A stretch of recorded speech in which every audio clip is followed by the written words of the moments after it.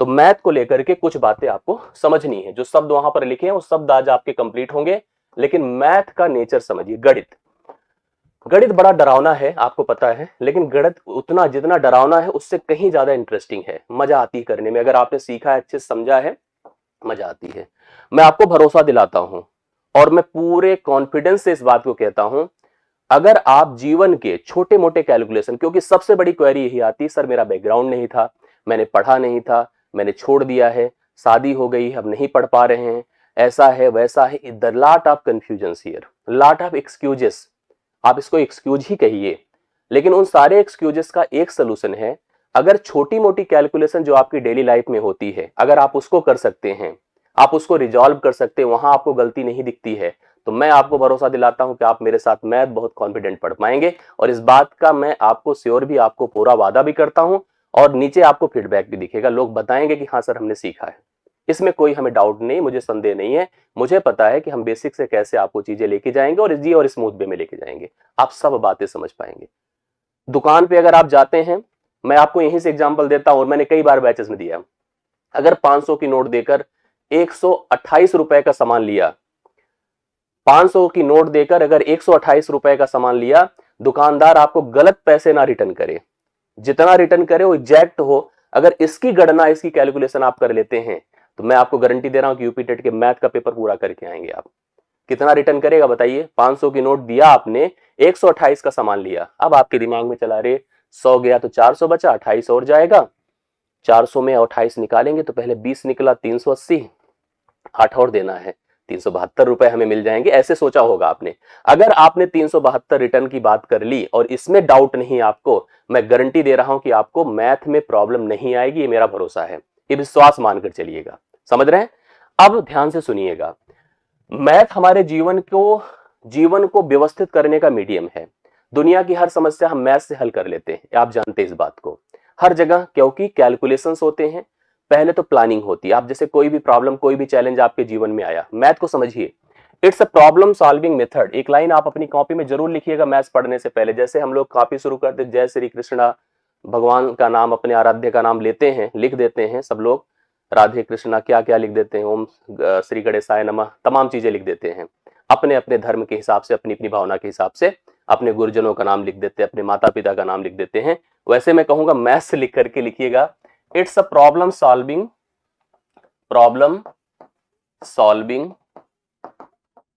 Technique. ठीक है, यह किसी भी समस्या को हल करने का तरीका है, मेथड है। It's a problem solving technique आप कह सकते हैं, मेथड है। दुनिया में कोई भी समस्या जो आपके सामने आती, आपके खाना बनाने से लेकर, पढ़ने लिखने से लेकर, किसी टूर पे जाने से लेकर के कोई परीक्षा देने तक की हर समस्या को अगर हम हल करना चाहते हैं तो गणित उपयोगी है। कैसे? सबसे पहले हर समस्या को हम प्लान करते हैं। क्या करते हैं? प्लान करते हैं।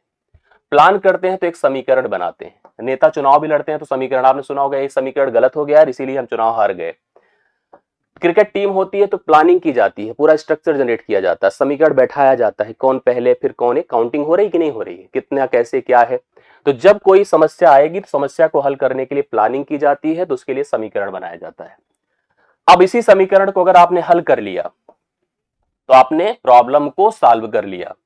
समीकरण को नहीं हल कर पाए तो प्रॉब्लम नहीं सॉल्व हो पाए। अब दो चीजें होंगी, हो सकता है समीकरण है आपसे गलत बन गया हो सकता है आप समीकरण को हल ही नहीं कर पाए। समीकरण कभी भी बनेगा तो समीकरण के लिए कुछ चीजें आवश्यक होती हैं, आप ध्यान से देखिएगा। एक तो अंक, हमेशा कोई समीकरण बनाएंगे तो अंक आवश्यक है। अंक के साथ, अंक मतलब बेसिकली आप ऐसे कहिए जिसको आप कहते हैं अचर राशि कहते हैं, अचर राशि। अल्फाबेट, अल्फाबेट आप कहिए, एक नंबर हो गए, दूसरा क्या है? अल्फाबेट। अल्फाबेट का मतलब आप चर राशि कहिए, अभी मैं आपको स्पष्ट कर देता हूं, चर राशि कहिए। और दूसरा चिन्ह, ऑपरेटर जिसको कहते हैं हम लोग, चिन्ह, ऑपरेटर। मैं आपको बताऊंगा कि मैथ को परफॉर्म करने के लिए हमें दो चीजों की मुख्य आवश्यकता है। मैथ को परफॉर्म करने की हमें दो चीजों की मुख्य आवश्यकता है। एक तो नंबर्स, जिसको आप संख्याएं कहते हैं, ठीक है, और दूसरा हमें ऑपरेटर्स की जरूरत है। क्या जरूरत है? ऑपरेटर्स की, अर्थात चिन्हों की आवश्यकता है, चिन्हों की आवश्यकता है। साथ साथ भाषा की भी जानकारी होनी चाहिए, इसलिए लैंग्वेज अल्फाबेट भी आपको आए, हिंदी अंग्रेजी जो भी आप पढ़ते हैं। ये हमारी दो चीजें हमें मैथ हल करती दिखाती हैं। हमें इसका अर्थ है कि हम इन संख्याओं के बारे में खूब डिटेल से समझें, इनको जानें, इनके व्यवहार को समझें, इन्हीं से प्रश्नों को हल करें। संख्याएं जो भी आपको मिलेंगी, मैं आपको बताऊं, आपको केवल 3 तरह की संख्या दिखती है, लेकिन उसका स्ट्रक्चर, टेक्निकल डेफिनेशन, ये सारी बातें लेकर के मैं काफी बताऊंगा। 3 प्रकार की संख्या आप देखते हैं। या तो आप संख्या का पूर्णांक नेचर देखते हैं। पूर्णांक अभी मैं स्पष्ट करूंगा कि इंटीजर होता क्या है। जैसे किसी संख्या को आप लिखिए, दशमलव के बाद 0 लगाइए, या बटा 1 लिखिए, 5, 10, 15, 20, 25, 2, 4, 1, 0, 5, -2, -3, एवरीथिंग इज द इंटीजर। ये सब पूर्णांक है। फिर भिन्न की संख्याएं देखते हैं, अंश बटा हर, सब जानते हैं, हमें बताने की बहुत आवश्यकता नहीं है, सब जानते हैं। हमें भिन्न की संख्याएं दिखती है, हमें दशमलव की संख्याएं दिखती है। मतलब इन 3 संख्याओं का नेचर हम कैलकुलेशंस में लाते हैं, तो जाकर हमारी कोई समस्या हल हो जाती। साथ साथ चिन्हों की बात किया जाए, जोड़ है, घटाव है, गुणे है, भाग है, इस सारे ऑपरेटर्स जो बेसिक से लेकर के एवरीथिंग आपके सामने होती हैं, इनको मिलाते हैं तो मैथ का यह समीकरण बनता है। इनको कैलकुलेट करने के तरीके से इनको हल करते हैं तो समस्या हल हो जाती है। तो सबसे व्यवहारिक हुआ यह संख्या, कि आप सबसे पहले जानकारी रखो संख्या की, कि संख्या जब तक नहीं जानेंगे तब तक मैथ को हम नहीं समझ पाएंगे। तो मैं आपकी जानकारी के लिए बता देता हूं, जिस संख्या का हम उपयोग करते हैं, जिस संख्या नंबर्स का हम उपयोग करते हैं, खूब बातें मेरी समझिएगा, वो सभी की सभी संख्याएं, वो सभी की सभी संख्याएं नंबर के एक सिस्टम से बनकर आती हैं, और उस सिस्टम का नाम होता है डेसिमल नंबर सिस्टम। क्या होता है? Decimal number system. जैसे हर एक व्यवहार, हर एक एक्टिविटी किसी ना किसी सिस्टम का पार्ट होता है। हम गणित पढ़ते हैं, हम भाषा पढ़ते हैं, हम कोई कार्य करते हैं, एवरीथिंग बिलोंग्स अ सिस्टम। बिना सिस्टम के कुछ नहीं होता है। हम किसी देश में रहते हैं, हमारे नियम कानून, everyone is belongs to a system. ऐसे अगर आप विज्ञान की खोज देखिए, जहां जहां विज्ञान की अलग अलग एक्टिविटी आपके सामने मिलती है, वो भी किसी ना किसी सिस्टम का पार्ट होती है। 1 मीटर अगर कहीं लेंथ है तो उस मीटर को एक्सप्लेन किया गया है। पेरिस में सेब्रे शहर है, प्लेटिनम इरेडियम की धातु है, वहां पे 2 मार्क हैं जो 0 डिग्री टेम्परेचर पर रखे गए हैं, जिसमें इसका इतना भाग है, इसका इतना भाग है, उसकी एक मार्क को हम 1 मीटर कहते हैं। तो कोई सिस्टम तो है जो that is governing the thing. Periodic table बनी हुई है तो एन सिस्टम, ये कोई सिस्टम ही है तो जो इसको समझ रहा है, मैनेज कर रहा है। ऐसे ही मैथ भी तो डेवलप किया गया होगा, उसके टर्म को बनाए गए होंगे। आप गणित पढ़ रहे हैं, अंग्रेजी पढ़ा आपने, हिंदी पढ़ा आपने, ए से जेड तक का अल्फाबेट आपको दे दिया, कहा सब लिखो इसी से, सारी बात करो, सारा मतलब मारपीट से लेकर के व्यवहारिक बात, हंसी मजाक से गाली गलौज, सब कुछ उसी भाषा में करते हैं, उसी ए से जेड 26 लेटर्स की मदद से करते हैं। और कुछ है क्या? नहीं है। हमारी दुनिया में सारे कन्वर्सेशन, अगर हम इंटरनेशनल लैंग्वेज इंग्लिश की बात करें तो कुल 26 हैं। इन्हीं 26 में ही सब कुछ है आपका, एवरीथिंग। हिंदी में अगर हम बात करते का से ज्ञा तक, यही तो 36 हैं, जिन 36 की मदद से आपका जीवन चल रहा है। और कुछ है क्या? नहीं है। इतने सारे देश, इतनी सारी भाषाएं, इतने सारी किताबें, इतना सारा टर्म, अगर हम अंग्रेजी में सोचे तो 26 की उपयोग कितना है। तो कोई है ना जो इन 26 को दिया हमें, अंग्रेजी वाले टर्म को। उसी प्रकार से गणित के भी जो उपयोग हैं, उनकी जो बेसिक थिंग्स हैं, जो बेसिक चीजें, उनको देने के लिए एक सिस्टम है, that is called a decimal number system. Hindi में हम इसको कहते हैं दशमलविक संख्या प्रणाली। ठीक है। अब एक टर्म दोनों में उपयोगी होगा, प्राइमरी और जूनियर दोनों में। ये लेक्चर 1 का पहला भाग है। हेडिंग आपकी होनी चाहिए दशमलविक संख्या प्रणाली। हमारे सभी नंबर इसी प्रणाली के पार्ट होते हैं, इसी प्रणाली से क्रिएट किए जाते हैं। यह प्रणाली हमें कुछ सिंबल देती है। कौन कौन सी? 0, 1, 2, 3, 4, 5, 6, 7, 8 और 9। जैसे अंग्रेजी में हमें ए से जेड तक के टर्म दिए जाते हैं, उन्हीं की मदद से हम सब कुछ क्रिएट करते हैं। ऐसे इस प्रणाली के अंदर हमें 10 सिंबल दिए जाते हैं। कहते हैं कि भैया ये ले लीजिए, जाइए मैथ बनाइए, इनके अलावा कुछ नहीं है। जैसे आपने देखा होगा कि कंप्यूटर, किसी को जानकारी होगी तो कंप्यूटर के पास 2 सिंबल हैं, 0 और 1। उनका सारा कन्वर्सेशन, उनकी सारी एक्टिविटी केवल 2 लोगों पे डिपेंडेंट होती है, 0 1 के ऊपर। हमारी पूरी मैथ की एक्टिविटी इन्हीं सिंबल्स के ऊपर डिपेंडेंट होगी। और ये सिंबल कहां से आए हैं? दशमलविक संख्या प्रणाली से, अर्थात डेसिमल नंबर सिस्टम से आए हैं। डेसिमल नंबर सिस्टम कहता है आपको मैथ लगानी है, हमारे पास रिसोर्स है, इन्हीं की मदद लो, यहीं से सारे प्रश्न बनेंगे, इन्हीं से सारा कैलकुलेशंस होगा, और यही मिलके रिजल्ट में भी आएंगे। मतलब 10 के अलावा हमारे पास कुछ नहीं है। तो मेरा कहने का अर्थ है, इस प्रणाली के अंदर, इस प्रणाली के अंतर्गत 10 सिंबल 10 सिंबल आपको नोट करने का टर्म है। सिंबल मतलब प्रतीक। फिलहाल ये नोट्स पूरा का पूरा जाएगा। प्रतीक प्रयोग में लाए जाते हैं, प्रयोग में लाए जाते हैं। 10 सिंबल अर्थात 10 प्रतीक प्रयोग में लाए जाते हैं। इन 10 के अलावा कोई मैच नहीं होती है। समझ रहे हैं? अब 10 प्रयोग में लाए जाते हैं तो आपने अक्सर देखा होगा, आपको मैंने कोई संख्या दी होगी लिखने को, या आप घर में परिवार में बात करते होंगे, तो संख्याएं लिखने को तो भैया आप ऐसे लिखते हो, ऐसे। बट अगर आप पोजीशन डिस्कस करते हो, बहुत पूछा जाता है यूपी टेट में, तो कहते हैं यह इकाई है, यह दहाई है, यह सैकड़ा है। आप कभी इधर से करते हो क्या? नहीं करते हो। तो आप इधर से काउंट करते हो। इकाई को लिखा जाता है 10 की पावर 0, दहाई को 10 की पावर 1, सैकड़े को 10 की पावर 2, हजार को 10 की पावर 3। आपने सबको 10 पर ही क्यों लिखा? मुझे जवाब दीजिए, पूछा जाता है। गिव मी आंसर, क्यों 10 पर ही लिखा? बताइए। क्योंकि इन संख्याओं का मतलब इस प्रणाली के अंतर्गत आने वाली सभी संख्याओं का आधार, आधार मतलब बेस क्या होता है? 10 होता है। जितनी संख्याएं हम लोग भैया प्रयोग करते हैं वो सारी की सारी संख्याओं का बेस क्या होता है? 10 होता है। बोलिए क्यों? अच्छा, अब कोई पूछेगा सर होता क्यों है 10? क्योंकि 10 कुल प्रतीक होते हैं। काउंट करिए, आपके पास 10 ही तो ऑप्शन है। ये 10 है मेरे पास, इसलिए संख्याओं का आधार 10 होता है। 10 है इसलिए संख्याओं का आधार 10 होता है। कोई आपसे पूछे कि हम जो संख्याएं उपयोग में लाते हैं उनका बेस क्या है, तो हम कहेंगे भैया 10। पूछिए कॉन्फिडेंस से, बताइए क्यों? क्योंकि कुल हमारे पास इस प्रणाली में 10 ही सिंबल होते हैं, 10 प्रतीक होते हैं, इसलिए इनका सबका आधार 10 होता है। आप समझ रहे हैं? ये बहुत इंपॉर्टेंट लाइन है। और सबसे अच्छी बात यहां ये जानना हमारे लिए आवश्यक है, जो भी संख्या हम लोग लिखते हैं, जो भी संख्या इस प्रणाली के अंदर लिखते हैं, वह संख्या हमेशा 2 भागों में बटी होती है।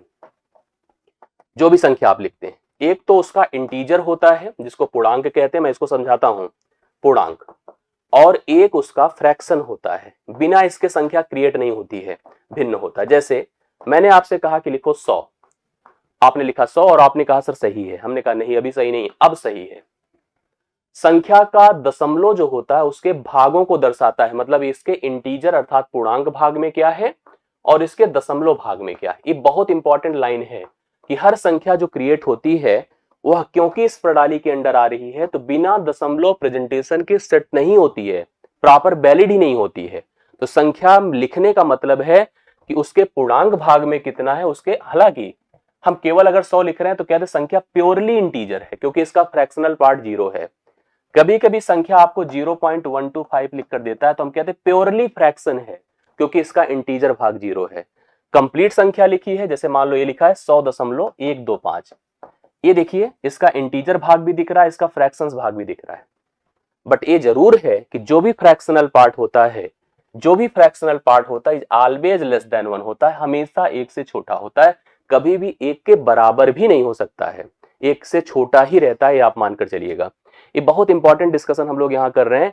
हमने आपको बताया कि हम संख्याओं की मदद से ही मैथ पढ़ पाते हैं। संख्याएं कहां से आती हैं? डेसिमल नंबर सिस्टम से आती हैं। क्या क्या होते हैं? कुल 10 सिंबल होते हैं। 10 सिंबल मतलब 10 प्रतीकों की मदद से मैथ या इन संख्याओं को डेवलप किया गया है। संख्याओं को सिंबल्स दिए गए, हम संख्याएं खुद बनाएंगे। संख्याओं का जो आधार होता है 10 होता है। क्यों होता है? क्योंकि 10 ही प्रतीक होते हैं, 10 की मदद पे ही पूरी मैथ चलती है हमारी। ऐसे ही आप अगर समझे तो संख्या का आधार, संख्या जो है बेसिकली इंटीजर और फ्रैक्शन में बटी होती है। कुछ बातें आप समझिए। आधार को जो मैंने आपको बताया बहुत इंपॉर्टेंट टर्म है। जैसे आपको मैंने कहा मैथ का आधार क्या है, आपने कहा सर ये डेसिमल नंबर सिस्टम की आ रही है तो इसका आधार हमेशा 10 होता है। कुछ और संख्याएं होती हैं, आप सुनिएगा। एक होती है बाइनरी, आपने सुना होगा। बाइनरी में केवल 0 और 1 का उपयोग किया जाता है। तो प्लीज मुझे बताओ इसका बेस क्या होगा? ये पूछा जा सकता है। लिख दिया यार, बेस क्या होगा? एक होता है ऑक्टल। हाँ, ऑक्टल। ऑक्टल में 0 से लेकर 7 तक उपयोग किया जाता है। मैं लिख देता हूं कौन कौन। 0 1 2 3 4 5 6 7, ये देखिए इतने उपयोग किए जाते हैं। बताइए इसका बेस क्या है? इसका बेस बताइए, इसका बेस बताइए। एक होता है हेक्साडेसिमल, कंप्यूटर जानने वाले जानते होंगे। हेक्साडेसिमल नंबर, हेक्साडेसिमल नंबर में यूज होता है 0 to 9, 0 to 9 and A to F, A to F। अब आप सुनिए, हमने बताया किसी भी प्रणाली का आधार या किसी भी टर्म का आधार वही होता है जितने टर्म, जितने सिंबल उसमें उपयोग में लाते हैं। हमने डेसिमल में 10 सिंबल उपयोग किया तो उसका आधार 2 था। यहां पर 2 सिंबल हैं। जैसे आप कंप्यूटर, मोबाइल, जो आप स्मार्टफोन जिसका उपयोग कर रहे हैं, उसके पास भी एक भाषा है, जिस भाषा में वो हमारे द्वारा दिए गए इनपुट को समझता है, आपस में प्रोसेस करता है और हमें रिजल्ट देता है, उसकी भाषा है बाइनरी, और वह 2 सिंबल उपयोग करता है, इसलिए इसका बेस हो जाता है 2। बेस क्या होता है? 2। ऑक्टल में 0 to 7 मतलब छोटी मोटी नेटवर्किंग जो एक ही बिल्डिंग के अंदर की जाती है, छोटे मोटे नेटवर्क सप्लाई किए जाते हैं कम्युनिकेशंस के लिए, बातचीत के लिए, उसमें कुल 7 सिंबल है, इसलिए आधार इसका, सॉरी 8 जोड़िए, 3 3 6 2 8, 8 सिंबल है, आधार हो जाता है 8।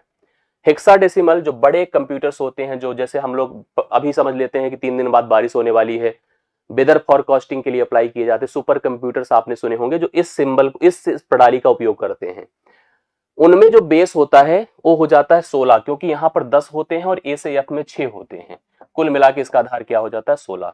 मतलब जितनी बेसिक चीजों का उपयोग करके आप कोई चीज का निर्माण करते हैं वही उसका आधार होता है। जैसे आपके पास मान लीजिए क्या है, आपको पहनने के लिए केवल 2 जोड़ी कपड़े हैं तो वही आपका आधार है, रहने के लिए केवल 2 कमरे हैं वही आपका आधार है, आपके जेब में 100 रुपए हैं वही आपका आधार है, अंग्रेजी बोलने के लिए 26 लेटर्स हैं वही उसका आधार है, पूरी अंग्रेजी भाषा का वही आधार है। आधार मतलब जितने का उपयोग करके हम चीजों को बनाते हैं। ये बेसिक टर्म है जो जनरली पूछ लिए जाते हैं और बाइनरी के भी प्रश्न आपकी परीक्षा में आते हैं, जो मैं आपको स्पष्ट करूंगा ही करूंगा, निश्चित तौर पे मान के चलिएगा। सबसे पहले जैसे अगर हम बात करते हैं यहां पर टाइप्स में, types of numbers, types of numbers अर्थात संख्याओं का प्रकार, संख्याओं का प्रकार, संख्याओं का प्रकार कि कितने प्रकार की कुल संख्याएं हमारे पास अवेलेबल होती हैं। ध्यान से सुनते जाइएगा, आपको सब समझ में आता जाएगा। हमारे पास संख्याओं के कुछ अलग अलग टर्म हमको उपयोग में दिखते हैं। कभी आपको वास्तविक संख्या से प्रश्न पूछता दिखेगा, कभी आपको प्राकृतिक से दिखेगा, कभी पूर्ण संख्या से दिखेगा। तो हम आपको कुछ एक स्ट्रक्चर देंगे, जो स्ट्रक्चर आपको बताएगा, लेकिन उसमें जो उपयोगी चीजें हम उसको यहाँ पर व्यवहारिक तरह से आपको समझाएंगे। सारी चीजें लिखी हुई हैं और उसी का हम एक्सप्लेनेशन आपको कर रहे हैं और वही चीजें स्पष्ट करते जाएंगे। सबसे पहले आप जानिए, संख्याओं का अपना एक अलग नेचर होता है जिसको कहते हैं कॉम्प्लेक्स नंबर। हम इसको इसलिए डिस्कस कर रहे हैं क्योंकि super TET, sorry UP TET का जो जूनियर वाला पार्ट है वहां पर इस तरह से शब्द पूछे जाते हैं जिसको आप कहते हैं सम्मिश्र संख्या। मैं आपकी जानकारी के लिए बता दूं कि कोई भी संख्या बनेगी डेसिमल नंबर सिस्टम का उपयोग करते हुए, उन सभी संख्याओं को आप सम्मिश्र संख्या अर्थात कॉम्प्लेक्स नंबर बोल सकते हैं। आप सबको बोल दीजिए कॉम्प्लेक्स नंबर। और कॉम्प्लेक्स की अपीयरेंस, कॉम्प्लेक्स के बारे में कुछ लोग जानते भी होंगे, मतलब हम हर संख्या को कॉम्प्लेक्स बोल सकते हैं, चाहे जो संख्या आप मुझे दे दीजिए सबको हम कॉम्प्लेक्स बोलेंगे। लेकिन कॉम्प्लेक्स बटी होती 2 भागों में, एक होती है रियल नंबर जो सबसे इंपॉर्टेंट है और इसी का उपयोग है आपके दैनिक जीवन में, मैथमेटिक्स में भी।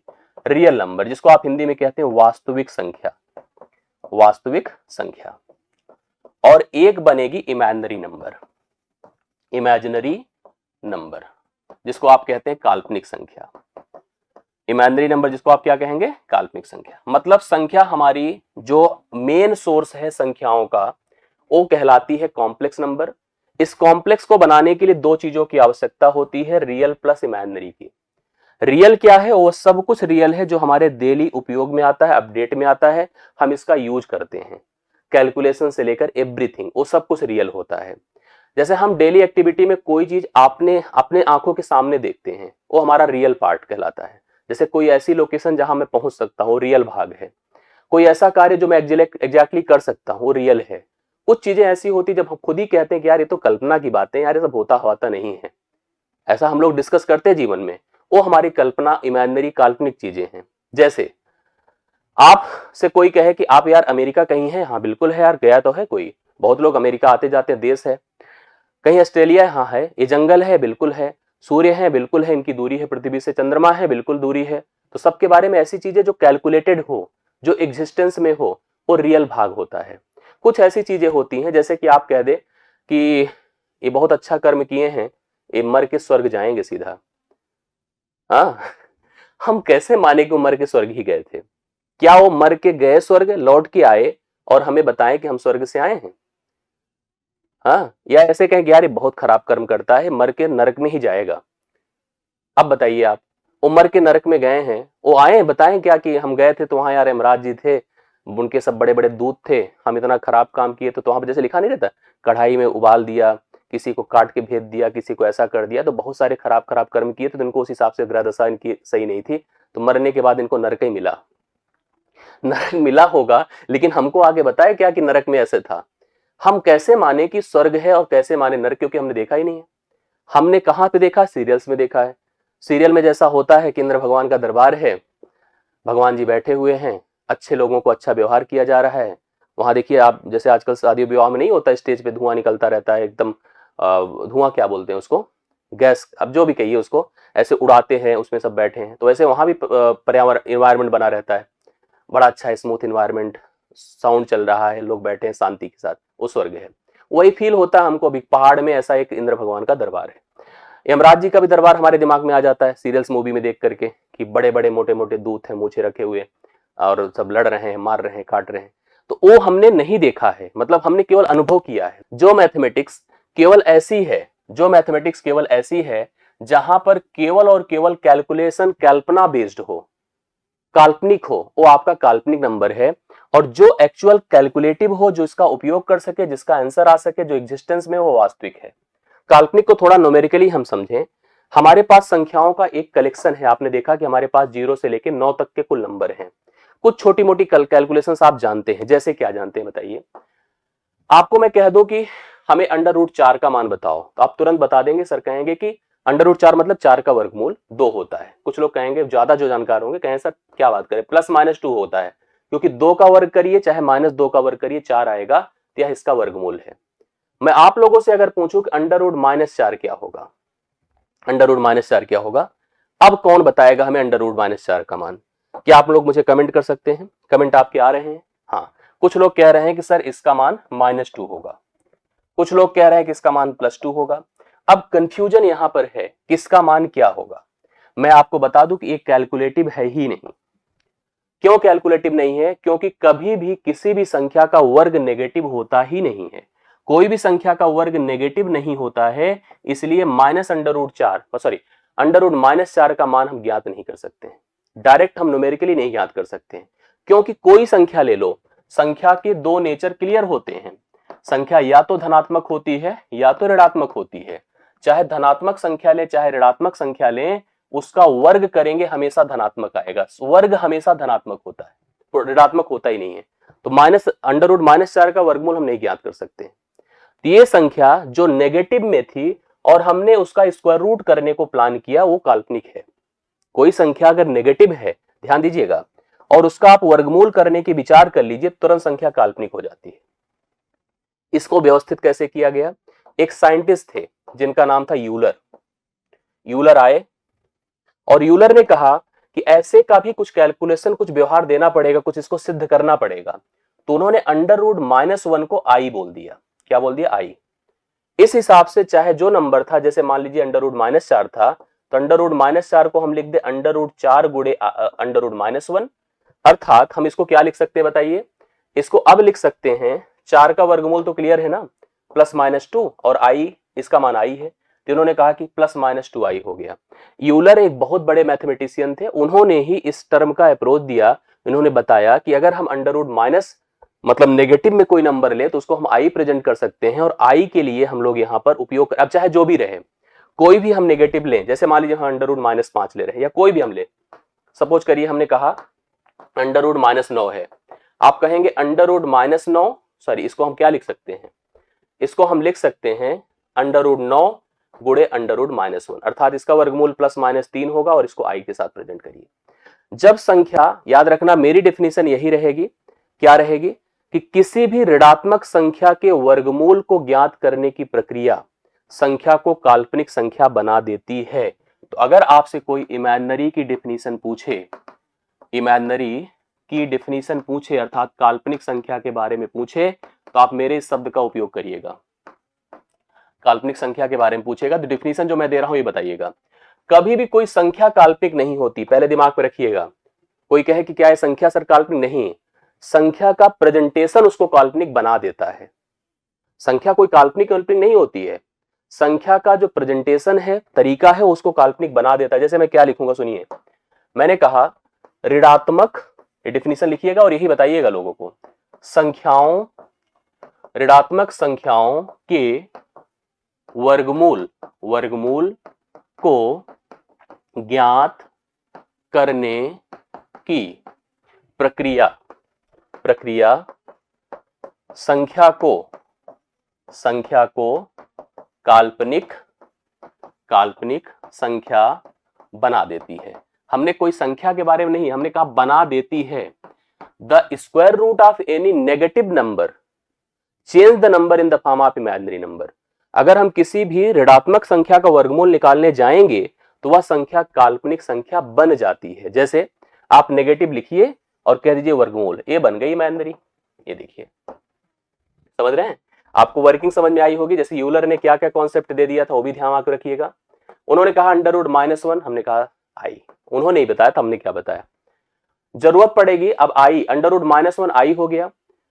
इस बात को बड़े ध्यान से समझिएगा कि यहां पर उन्होंने कुछ और इसके बारे में बताया कि अगर आई का मान अंडर रूट -1 है तो आई वर्ग क्या होगा, आई वर्ग -1 हो जाएगा। वर्ग करिए, आई क्यूब क्या होगा, आई क्यूब क्या हो जाएगा पता है, आई स्क्वायर इंटू आई, आई स्क्वायर का मान -1 है, ये हो जाएगा -i। आई की पावर 4 क्या होगा, आई स्क्वायर का होल वर्ग, आई स्क्वायर का होल वर्ग अर्थात -1 का होल वर्ग 1 होगा। अब याद रखिए इसी तरह से अगर आप नीचे जाइएगा, आई की पावर अगर मैं 5 पूछूंगा ये हो जाएगा, आई की पावर आपसे 6 कोई पूछेगा तो ये हो जाएगा। मतलब ये 4 ही मान रिपीट होते रहते हैं, इसके अलावा कोई एक्स्ट्रा मान नहीं आता है। तो कभी कभी आपसे आई की पावर में नंबर पूछ लेता है, 4 ही नंबर रिपीट करेंगे, जो आई है वही आई की पावर अब 5 हो जाएगा, जो आई स्क्वायर है आई की पावर 6 हो जाएगा, आई क्यूब है आई की पावर 7 हो जाएगा, आई की पावर 4, आई की पावर, ऐसे ही रिपीट करता चला जाएगा। तो आई को दिमाग में रखिएगा। फिलहाल हमको ये याद रखना है कि हमारा इमेजिनरी है क्या। आपने कहा किसी भी संख्या का जो ऋणात्मक है उसका वर्गमूल जैसे ही निकालने की मैं कोशिश करूंगा, संख्या इमेजिनरी बन जाती है। संख्या एक्चुअली इमेजिनरी नहीं होती है, ठीक है। अब जैसे मान लो अंडर रूट -5 है, अंडर रूट -3 है, अंडर रूट मतलब कुछ भी रूट के अंदर है और नेगेटिव है, तुरंत वो काल्पनिक है। मेरी बातें समझ रहे हैं? अब सबसे बड़ी बात है जिसको हम लोग यूज करते हैं, जिसको जानते हैं, वो होता है वास्तविक। वास्तविक का ही तो जीवन में उपयोग है। कहते नहीं यार ये रियल पर्सन है, ये सही में है, इसका सही उपयोग किया जा सकता है। इसको आप लोग समझिए कि वास्तविक संख्या क्या है। समझिएगा, वास्तविक संख्या, ध्यान से मेरी बात को सुनिएगा। पहली बात तो आप इसके बारे में जानिए कि इस संख्या को अंग्रेजी में क्या कह रहे हैं, real number. Real number denote किससे करते हैं, कैपिटल आर से। जहां कैपिटल आर की बात होती है उसको हम वास्तविक संख्या कहते हैं। मैं इसको डिफाइन करूं तो ये बताऊंगा कि एक वास्तविक संख्या रेखा होती है जो इस प्रकार से होती है। जैसे स्केल होता है आपका, जो स्केल समझते हैं ना, थोड़ा तिरछा मैंने बनाया जबकि सीधा बनना चाहिए। अब उतना सीधा मेरे से बनेगा नहीं, लेकिन समझ लीजिए यही संख्या रेखा है। इस संख्या को हम कहते हैं real number line, real number line. इस संख्या रेखा पर जो अवेलेबल है सब वास्तविक है, और मैं कह दूं सब अवेलेबल है, कुछ छूटेगा नहीं। आप सब सोचिए सब आएगा इस पे।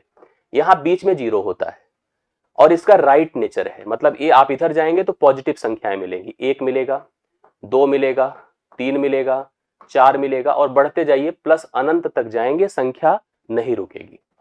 इसका नेगेटिव नेचर है, यहां -1 मिलेगा, -2 मिलेगा, -3 मिलेगा, -4 मिलेगा, ये बढ़ता जाएगा, कभी खत्म नहीं होगा। यहां -इन्फिनाइट मिलेगा। अब इस संख्या रेखा पर जितना कुछ अवेलेबल है सब वास्तविक है। और कितना अवेलेबल है मैं आपको बता दूं, आप गिन नहीं पाओगे कहीं पे भी। आप स्केल देखे हैं, स्केल आप चाहे मिलीमीटर स्केल यूज कर रहे हैं, चाहे सेंटीमीटर, चाहे इंची टेप अप्लाई कर रहे हैं, चाहे घड़ी देखिए, सब कुछ इसी के बिहेवियर पे काम करता है। हम कह सकते हैं जो भी संख्याएं इस रेखा पर प्रेजेंटेड है, प्रदर्शित की जा सकती हैं, सब वास्तविक हैं। और मैं कह दूं सबको मैं प्रदर्शित कर भी सकता हूं, काल्पनिक को छोड़कर। काल्पनिक तो मान लीजिए प्रेजेंटेशन था, काल्पनिक was not a number, that was a presentation, कि आपने एक रूट के अंदर लाके रख दिया था, बाकी सबको यहां रख सकते हैं आप। अब सुनिए, दो वास्तविक संख्याएं जैसे 0 है और 1 है, मैं आपसे पूछूं कि किन 0 और 1 के बीच में कुल कितनी वास्तविक होंगी। जैसे आप अपनी स्केल उठा लो, आपकी स्केल मान लीजिए ऐसे है, मिलीमीटर स्केल ही है, यहां 0 होगा, यहां 1 तक जाने में ऐसे होगा 1 2 3 4, 1 2 3 4। मैं आपसे पूछूं कि इस 0 से 1 तक में कुल कितनी वास्तविक संख्याएं होगी, तो मैं आपको क्या बताऊंगा पता है? अनंत वास्तविक होंगी। कितनी होगी भैया? अनंत वास्तविक होंगी। कैसे? मैं आपको डिस्ट्रीब्यूट करके दिखाता हूं, सुनिए। अभी आपको सब क्लियर होगा। 0 उठाइए और 1 लाइए। 0 से 1, 1 2 3 4, 1 2 3 4। बहुत लोग कंफ्यूज होते हैं इन सब चीजों में। यहां क्या है? 0.11, ये 0.1 हो जाएगा। और ये क्या है पता है? 0.2 है। ठीक, ऐसे बढ़ते बढ़ते अब देखो होता कैसे, डिस्ट्रीब्यूट कैसे होता है। 0.1, 0.2, 0.3, 0.4, 0.5, 6, 7, 8, 9, फिर पहुंच गए 10 पर। अब आप ये बताओ कि ये फिर से ऐसे डिस्ट्रीब्यूट होगा।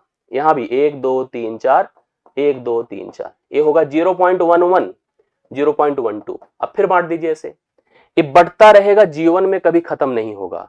कोई आपसे एक प्रश्न पूछे किन्हीं भी दो वास्तविक संख्याओं के बीच में कितनी वास्तविक संख्याएं आ सकती हैं, तो आप हमेशा इस प्रश्न का उत्तर यही देंगे कि वास्तविक संख्याओं के किसी भी ग्रुप को उठा लें, उनके बीच हमेशा अनंत वास्तविक संख्याएं प्राप्त होती हैं।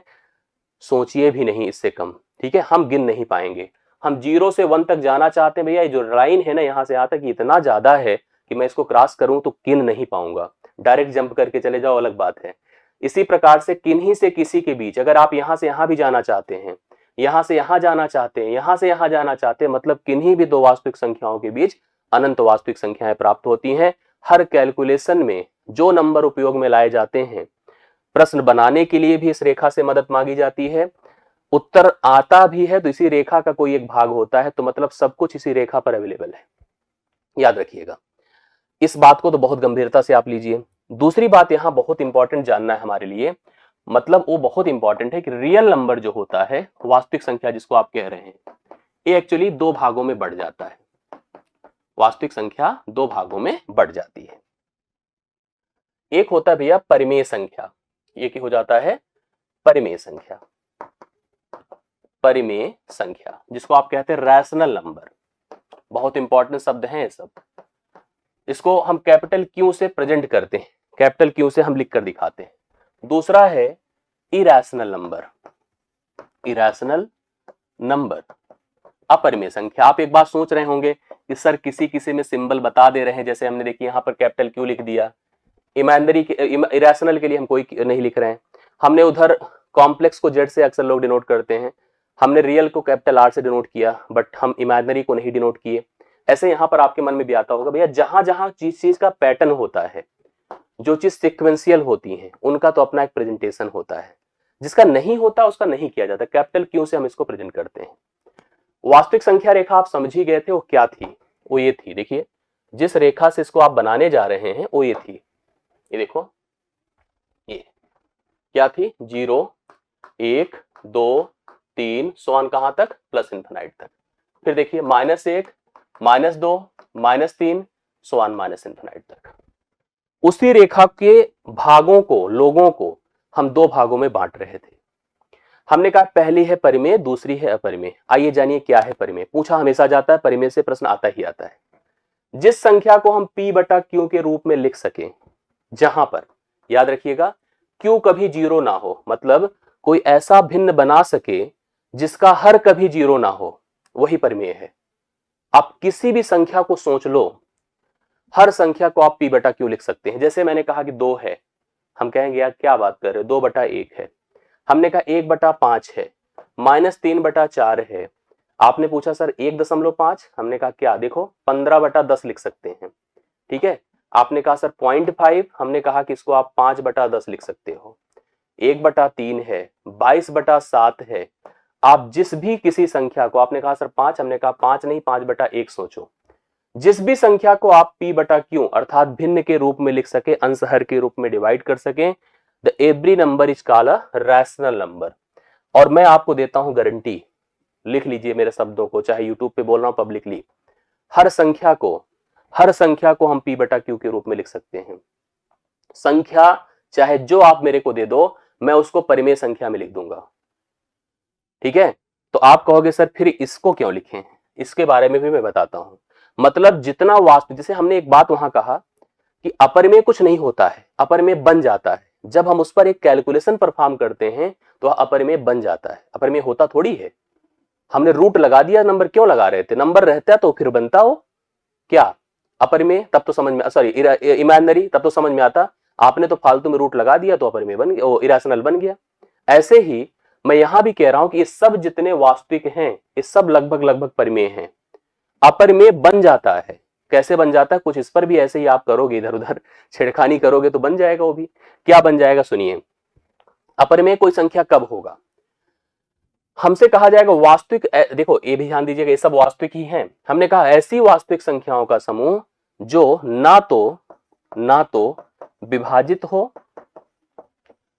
हो ना ही आवर्ती हो। अभी दो शब्द बनकर आए, विभाजित हो ना ही आवर्ती हो। जो संख्याएं ना तो विभाजित हो ना ही आवर्ती हो, नाइदर टर्मिनेटिंग नॉर रिपीटिंग। अंग्रेजी में लिखना चाहते तो लिख सकते हैं नाइदर टर्मिनेटिंग, नाइदर एक ही बार लिखूंगा, दो बार नहीं, नाइदर टर्मिनेटिंग, ठीक है, फिर नार रिपीटिंग, चलो दो बार लिखने की जरूरत भी नहीं है।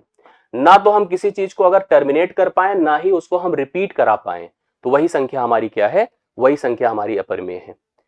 लेकिन मैं गारंटी दे रहा हूं कि हम हर संख्या को, अगर हम संख्या है हम भिन्न के रूप में लिखेंगे तो या तो हम उसे, मैं आपको दिखाता हूं, शब्द जो आया है विभाजित होना, वो बहुत बड़ी बात है। क्योंकि जिस संख्या रेखा का आप उपयोग कर रहे हैं, जहां से डिस्ट्रीब्यूशन आप कर रहे हैं, सुनिए थोड़ा उसके नेचर को तो समझिए। ये देखिए उसका नेचर क्या है। जिस डेफिनेशन की वो मांग कर रहा है, जिस टेक्निकल टर्म की वो मांग कर रहा है, वो कहां से आएगा? वो डिवीजन से आएगा। किससे आएगा? डिवीजन से, अर्थात भाग से। मैं भी एकदम साफ सुथरी डेफिनेशन दे दूंगा, पहले आप समझिए। वह कहां से आएगा? भाग से आएगा। और जब भाग होगा, भाग मतलब बंटवारा, इसका मतलब, अब सोचो अगर किसी के घर में एक ही लड़का है, एक वारिस है, तो उसकी प्रॉपर्टी का कोई बंटवारा है? नहीं, इकलौता है, सब उसी का है। लेकिन अगर एक से दो हुए तो डिस्ट्रीब्यूशन हो गया प्रॉपर्टी का। रिलायंस कम्युनिकेशन भी बढ़ गई दो भागों में। अगर अनिल अंबानी मुकेश अंबानी एक ही लोग होते तो कहते कि यहां पर एक ही लोग हैं, मतलब उन्हीं का सब होता। बट दो लोगों होने की वजह से, मतलब इस सेंस बना, अगर हम भिन्न बनाएं, अंश बटा हर करें, तो नीचे अगर हम एक के अलावा कुछ भी लिखें, अगर हम नॉट इक्वल टू 1 है तो 100% वह संख्या आपकी डिवीजन प्रक्रिया को फॉलो करेगा। इस रेखा में जो कुछ दिख रहे हैं, जो दिख रहे हैं, जैसे आप जीरो लीजिए, जीरो ही है। एक 1/1 है, 2/1 है, 3/1 है, -2 है। जो दिख रहा है, जो दिखेगा, इन सब के केवल एक वारिस हैं, सबके नीचे एक है, डिस्ट्रीब्यूशन होना ही नहीं इनका। ये सब लोग अपने मस्त हैं, सब परिमेय हैं। टेंशन किसको है पता है? जो इनके बीच में है। जैसे इनके बीच में है कोई, इनके बीच में है कोई, इनके बीच में कोई है। जो फ्रैक्शनल नंबर है, जिनमें हर में 2 हो, 4 हो, 3 हो, 5 हो, ऐसे हो, उन्हीं का डिस्ट्रीब्यूशन, उन्हीं का बंटवारा होना है, उन्हीं को डिवाइड किया जाएगा। और जब कभी डिवाइड किया जाता है, भाग आप सब दिए हैं, हम भी दिए हैं, भाग के केवल 3 रिजल्ट आते हैं। कैसे, क्या क्या आता सुनिए। एक ऐसा भाग आएगा जैसे 15/5 है, 5 से भाग करिए, कितना जाएगा? 3, अर्थात यह पूर्णतः विभाजित है। पूर्णतः विभाजित है, याद रखिए पूर्णतः क्या? विभाजित है। एक 15/4 है, भाग करिए, 3.15 है। एक कितना आएगा? 4 तिया 12, 4 तिया 12 हो गया, 3 4 7 28, 4 5 20, ठीक है, 3.75 आएगा। ये भी, इसको भी कहेंगे पूर्णता नहीं, विभाजित तो है लेकिन दशमलव के कुछ अंकों के बाद, इसको भी विभाजित मानते हैं। ये पूरी तरह से तो विभाजित नहीं है, लेकिन दशमलव के कुछ अंकों के बाद ही विभाजित है, लेकिन इसको भी हम टर्मिनेटिंग मानते हैं। ये भी टर्मिनेटिंग है और ये भी टर्मिनेटिंग है। चाहे पूरी तरह से कटे या ना कटे, दशमलव के कुछ अंकों के बाद ही कटे, लेकिन कट जाए तो वह भी विभाजित ही माना जाता है। बट कुछ ऐसे भी भिन्न होते हैं, जैसे कि 1/3 है, 1/3 है। अब आप थोड़ा भाग देके देखो, 1 को 3 से, पॉइंट लगेगा, 0.3 तिया 9, 1 आया, फिर 3 तिया 9, बढ़ाते जाइए तो 0.333333 सो ऑन इनफिनाइट तक। ये नहीं, अब इसी को कहते हैं रिपीटिंग। मेरा कहने का अर्थ है, अगर कोई भिन्न है, कोई भाग है, तो या तो पूर्णतः विभाजित होगा, ये गारंटी दे रहा हूं मैं आपको, पूर्णतः विभाजित होगा, या दशमलव के कुछ अंकों के बाद विभाजित होगा, दशमलव के कुछ अंक बाद विभाजित होगा, ठीक है, या तो आवर्ती होगा। नहीं विभाजित होगा तो 100% आवर्ती होगा। समझ रहे हैं? मैंने कहा कोई भी भिन्न बना लो, कोई भी भाग का प्रोसेस बना ले, या तो पूर्णता विभाजित होगा या दशमलव के कुछ अंक बाद विभाजित होगा। अगर नहीं विभाजित होगा तो गारंटी ले लीजिए आवर्ती होगा। इसका मतलब कोई भी भिन्न बन गया वह अपरिमेय नहीं होगा, कोई भी भिन्न बन गया वह अपरिमेय नहीं होगा। क्यों? अपरिमेय साफ साफ कहता है ना तो विभाजित हो ना ही आवर्ती हो। हम तो कह रहे हैं या तो विभाजित होगा कोई नंबर या तो आवर्ती होगा। ये कहता है कि ना तो विभाजित हो ना आवर्ती हो। अब हम कहां से लाएं भाई इनके लिए? मेरी बातें समझ रहे हैं कि नहीं? मेरी बातें क्लियर हो रही, समझ में आ रही तो बताइएगा। मैंने कहा इनकी डिमांड है ना तो विभाजित हो ना आवर्ती हो। मैंने कहा सब या तो विभाजित होंगे या तो आवर्ती होंगे। अब क्या होगा? अब ये ढूंढेंगे, ऐसी बात नहीं है, ये ढूंढे। तो अपरिमेय के लिए हम लोग जब ढूंढना शुरू किए तो इनको जैसे ऐसी डिमांड है, मैं आपको बताऊं, जैसे आपने किया, मान लीजिए आपने 15/4 किया, आपने देखा 3.75 आया। मान लीजिए 1/3 आपने किया तो 0.33333333 इनफिनाइट हो गया। मतलब कोई चीज अपने आप को रिपीट किया। आप कोई भिन्न लिख लो, 15/7 लिख लो, ये भी थोड़ी देर बाद अपने आप को रिपीट करेगा। अपरिमेय कहते हैं यार ना कटे ना आवर्ती हो। तो ऐसे कोई मान की डिमांड कर रहे हैं जो कि 0.2314981 समथिंग समथिंग समथिंग जाए, मतलब ना कटे ना आवर्ती हो। इसके लिए हम केवल और केवल वर्गमूल का सहारा लेते हैं। और वर्गमूल भी किसका करते हैं वो भी सुनिएगा, जो नॉन परफेक्ट स्क्वायर नंबर हैं, जो पूर्ण वर्ग संख्या नहीं है, पूर्ण वर्ग संख्या नहीं है, सुनिएगा, पूर्ण वर्ग संख्या नहीं है। जैसे एक पूर्ण वर्ग है क्योंकि एक का वर्ग है, 4 पूर्ण वर्ग है 2 का वर्ग है, 9 पूर्ण वर्ग है 3 का वर्ग है, 16 पूर्ण वर्ग है 25 पूर्ण वर्ग है। इन संख्याओं का सहारा मत लीजिए। जो बीच में बचे √2 है, √3 है, √5 है, √6 है, √7 है, √8 है, ये सब संख्याएं आपकी क्या है बताइए? ये सब संख्याएं आपकी अपरिमेय है। आप किसी का भी मान मोबाइल से निकालिए, किसी से भी निकालिए, यहां पर ये सब की सब क्या हो जाएगी बताइए? ये सब की सब आपकी पूर्ण वर्ग संख्या नहीं थी। और इनका वर्गमूल आप करोगे तो जैसे आप कहे हैं ना उसी प्रकार का रिजल्ट इनमें आएगा, मतलब चाहते हैं वही रिजल्ट आएगा। तो अपरिमेय की डिफिनीशन क्या हो गई? जैसे मैंने उसका इमेजिनरी का बताया था, अपरिमेय की क्या होगी बताइए? अपरिमेय संख्या क्या हो गई? हम लिख सकते हैं इसकी डिफिनीशन में, जो संख्याएं पूर्ण वर्ग नहीं है, पूर्ण वर्ग संख्या नहीं है, उनके वर्गमूल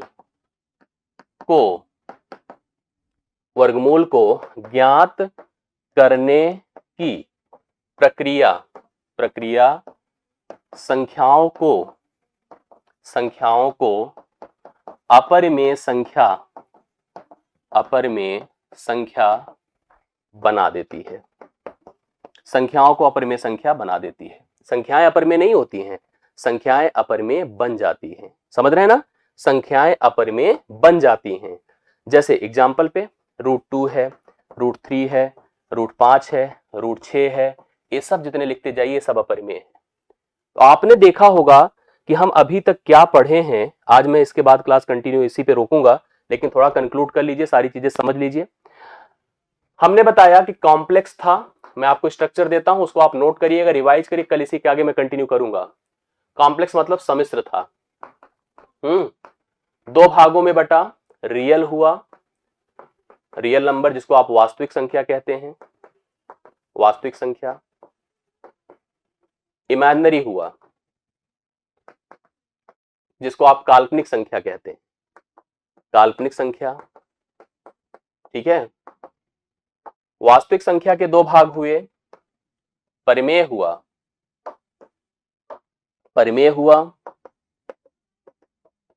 इसको रैशनल नंबर कहते हैं हम लोग। अपरिमेय इरेशनल नंबर, अपरिमेय संख्या मतलब इरेशनल नंबर। सुनिए, ये मेन थी जो 2 लोगों से मिलकर बनी थी। ये कोई संख्या नहीं थी जो बन गई थी जब आपने किसी नेगेटिव का स्क्वायर रूट फाइंड किया। परिमेय इसी का एक भाग है और मैक्सिमम यही है। अपरिमेय बन गया, कब बन गया पता है? जब हमने जो नॉन परफेक्ट स्क्वायर थे उनका वर्गमूल ज्ञात किया तो ये बन गया। तो मतलब ये जो वर्गमूल है बड़ा खतरनाक है, संख्याओं को डिस्ट्रीब्यूट कर दे रहा है और किसी लायक नहीं बना रहा उनको, कभी इमेजिनरी बना दे रहा है, कभी अपरिमेय बना दे रहा है। जब ऋणात्मक का निकाला तो काल्पनिक बन गई, जब नॉन परफेक्ट स्क्वायर का निकाला तो अपरिमेय बन गई। अब इसी का डिस्ट्रीब्यूशन फिर होगा परिमेय का, और यहां से पूर्णांक बनेगा। देखिए मैं इसका एक स्ट्रक्चर ऑलरेडी बनाया हूं, ये देखिए, complex number, real, imaginary. Real दो भागों में, रैशनल, इरेशनल। रैशनल दो भागों में, इंटीजर, फ्रैक्शनल। इंटीजर तीन भागों में, positive, negative, zero. Whole number, natural number, prime number, composite number. और सबसे ज्यादा इनके फैक्ट। उस नंबर के बारे में थोड़ा, उसके स्ट्रक्चर के बारे में समझें। कुछ विशेष बातें मैंने बताई। मैंने कहा कि यह एक प्रकार की, जैसे आप लोगों ने सीखा होगा मैथ्स क्या है, और साथ साथ आपने पढ़ा होगा कि ये किसका पार्ट है। जैसे कि एक सिस्टम है डेसिमल नंबर सिस्टम, जो हमें कुछ सिंबल देता है, उसी का पार्ट है। मैंने संख्याओं को लेकर के, उसके बेस को लेकर के, अगर आपने कल की क्लास नहीं की है तो निश्चित तौर पर आपको करना चाहिए। आप क्लास को करिएगा तो आपको सारी बातें और सारी प्रैक्टिकलिटी समझ में आएगी। मैं यहाँ पर कुछ टर्म को सिखा पाया था, आपको समझा पाया था। मैंने कहा था कि जो संख्याएं अगर हम टाइप्स में कैटेगराइज करें तो संख्याएं बेसिक तौर पर कॉम्प्लेक्स नंबर कहलाती हैं, जो दो भागों में बटी होती हैं। जैसे आप देखिए ध्यान से, ये हमने इसको एक्सप्लेन किया था। कॉम्प्लेक्स नंबर दो भागों में बटी थी, रियल और इमेजिनरी। फर्स्ट ऑफ ऑल मैंने इमेजिनरी को एक्सप्लेन किया, फिर मैंने रियल को एक्सप्लेन किया। आमतौर पर मैंने कहा कि लगभग सभी संख्याएं रियल ही होती हैं, वास्तविक ही होती हैं। आप उन वास्तविक संख्याओं के स्वरूप को समझेंगे तो आपको पता चलेगा कि यह भी दो भागों में बटी होती है। मैं आपको कन्फर्म करता हूं कि हम संख्या रेखा पर जितनी भी संख्याओं को प्रेजेंट कर पाते हैं वो सब की सब वास्तविक होती हैं। आप इस प्रेजेंटेशन को समझेंगे तो आपको रियलाइज होगा कि एक नंबर लाइन होती है जो जीरो से लेकर पॉजिटिव इन्फिनाइट तक जाती है और जीरो से लेकर नेगेटिव इन्फिनाइट तक जाती है, जो कि इन्फिनाइट नंबर कंटेन करती है प्रत्येक दो नंबर के बीच में। आप किसी भी क्वेश्चन के बनाने में, किसी भी प्रश्न के हल करने में जिन संख्याओं का उपयोग करते, they are available on this number line, that is divided in the two part. अच्छा, इसके पहले भी मैंने जब आपको बताया था कि इमेजिनरी नंबर कोई नंबर नहीं होता है, इट्स अ प्रेजेंटेशन। जब हम किसी भी ऋणात्मक संख्या को, उसके वर्गमूल को, ऋणात्मक संख्या के वर्गमूल को ज्ञात करने जाते हैं तो संख्या हमारी काल्पनिक बन जाती है। वह संख्या एक्चुअली काल्पनिक नहीं होती है, संख्या काल्पनिक बन जाती है। इसी प्रकार से मैंने कहा कि रियल नंबर जो वास्तविक संख्या है, ये भी दो भागों में बटी होती है, रैशनल और इरेशनल, अर्थात परिमेय और अपरिमेय। परिमेय को मैंने बताया कि इन संख्या स्ट्रक्चर से, इन संख्या कलेक्शन से आप जिन जिन को उठा पाते हैं, जो कि अपीयर्ड होती हैं, दिख रही हैं, और साथ साथ ऐसी जो कि P/Q के रूप में लिखी जा सके, भिन्न के रूप में लिखी जा सके, जहां पर यही बात हमें ध्यान देना है कि उसका हर कभी जीरो ना हो, the number is called the real number, sorry rational number. उन सब को हम परिमेय कहते हैं। इवन मैंने आपको भी बताया कि आप जिनको भी प्रेजेंट कर सके, जिन संख्याओं को भी लिख सके, दिखा सके, दर्शा सके, चाहे वो नेगेटिव हो, चाहे पॉजिटिव हो, चाहे डेसिमल में लिखी गई हो, they all number are called the rational number. सबकी सब परिमेय ही होती है। तो हमने डिस्कस किया कि अपरिमेय क्या होती है। दो लाइन आई बातें, ना तो विभाजित हो ना ही आवर्ती हो। इसको लेकर के मैंने विभाजन का कॉन्सेप्ट आपको बताया, कैसे क्या सेंस बनता है विभाजन होने की स्थिति, और यहाँ पर चीजों को मैंने अपरिमेय को एक्सप्लेन किया कि अपरिमेय वह संख्या है जो अगर डिवाइड करने पर ना कटे, ना रिपीटेड हो, ना आवर्ती हो, उसी को हम अपरिमेय संख्या कहते हैं। मेरे सामने आज की इस क्लास को शुरुआत में ही कुछ प्रश्न हैं और मैं प्रश्न आपको देना चाहता हूं, आप ध्यान से देखिएगा। बाकी वो स्ट्रक्चर है जिसको मैंने आपको समझाया था। आप इन कुछ संख्याओं की पहचान करिए, फिर मैं क्लास को आगे बढ़ाता हूं और आगे के नंबर को आपके सामने एक्सप्लेन करता हूं। चलिए प्लीज आप ध्यान से देखिएगा और समझने की कोशिश करिएगा। कुछ प्रश्न आपको बोर्ड पर दिख रहे हैं, आप उन बोर्ड के प्रश्नों को ध्यान से देखिएगा कि हमें जो नंबर्स दिए गए हैं इनमें कौन से परिमेय हैं और कौन से अपरिमेय हैं। आपके कमेंट में दिखना चाहिए। जैसे मैं एक एक नंबर को रीड कर रहा हूं, एक एक नंबर को अगर मैं रीड करूं तो आपको बताना है कि इसमें से कौन सा परिमेय है और कौन सा अपरिमेय है। आपको पता है कि परिमेय अर्थात रैशनल नंबर वो नंबर्स हैं जिन्हें हम P/Q के रूप में लिख सकते हैं। बस ध्यान रखना है Q never be equal to zero, कभी भी जीरो ना होने पाए। बाकी वो नेगेटिव हो, पॉजिटिव हो, every number is a rational number like this. इस नंबर को आप समझिए 1.5 है। अब 1.5 को आप क्या लिख सकते हैं बताइए? 15/10 लिख सकते हैं। अगर आप इसको सिंप्लीफाई करेंगे तो 5 2 जा 10 होता है, 5 3 जा 15 होता है, दिट इज 3/2। आपने देखा क्या यह जीरो के बराबर है? No. So it's a rational number. आप इसको समझिए तो इसको आप क्या कहेंगे, यस इट इज अ परिमेय संख्या, मतलब यह रैशनल नंबर है, परिमेय संख्या है। दूसरी बात अगर किया जाए P2/5 इट्स अ श्योर अ परिमेय नंबर, ये आपकी कंफर्म है कि परिमेय नंबर है क्योंकि it's written in the form of P/Q। और यहां पर आप देख पा रहे हैं कि 5 इज नॉट इक्वल टू 0, तो यह भी परिमेय है। -0.5, अब आप नेगेटिव सोचे चाहे पॉजिटिव सोचें, जैसे -0.5 को क्या कहेंगे, -5/10, अर्थात -1/2, क्योंकि 5 1 के 5 होता है, 5 2 10 होता है, तो यह भी एक परिमेय संख्या है। आप इसको क्या कहेंगे, चौथे नंबर को प्लीज अगर कोई बता सके तो बताए, इसको आप क्या कहेंगे, 2.1717 और फिर dot dot dot dot dot. Actually यह आवर्ती का प्रेजेंटेशन है, आप इसको प्रेजेंट कैसे कर सकते पता है, 2.17 के ऊपर बार लिखने का तरीका होता है।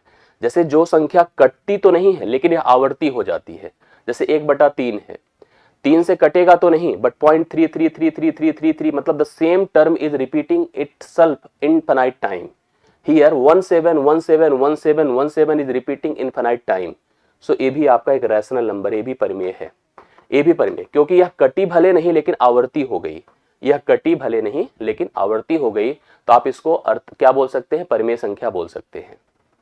इसको देखिए 2.534276 डॉट डॉट डॉट, मतलब आपने देखा कि डॉट डॉट डॉट से लगा कि यह नॉन टर्मिनेटिंग है, कटेगा नहीं।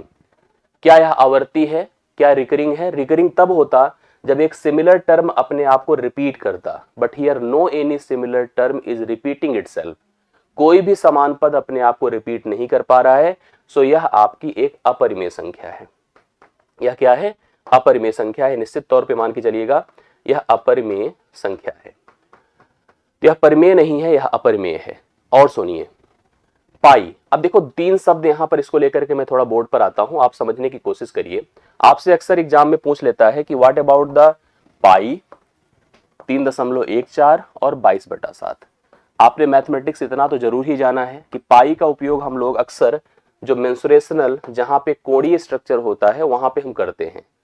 अक्सर पाई का मान हम लोग जब सर्कल का एरिया फाइंड करना होता है, जब हम लोग देखते हैं कि हम सिलेंडर के बारे में पढ़ते हैं, तो हम पाई का उपयोग करते हैं, और पाई जो होता है जनरली 22/7 होता है।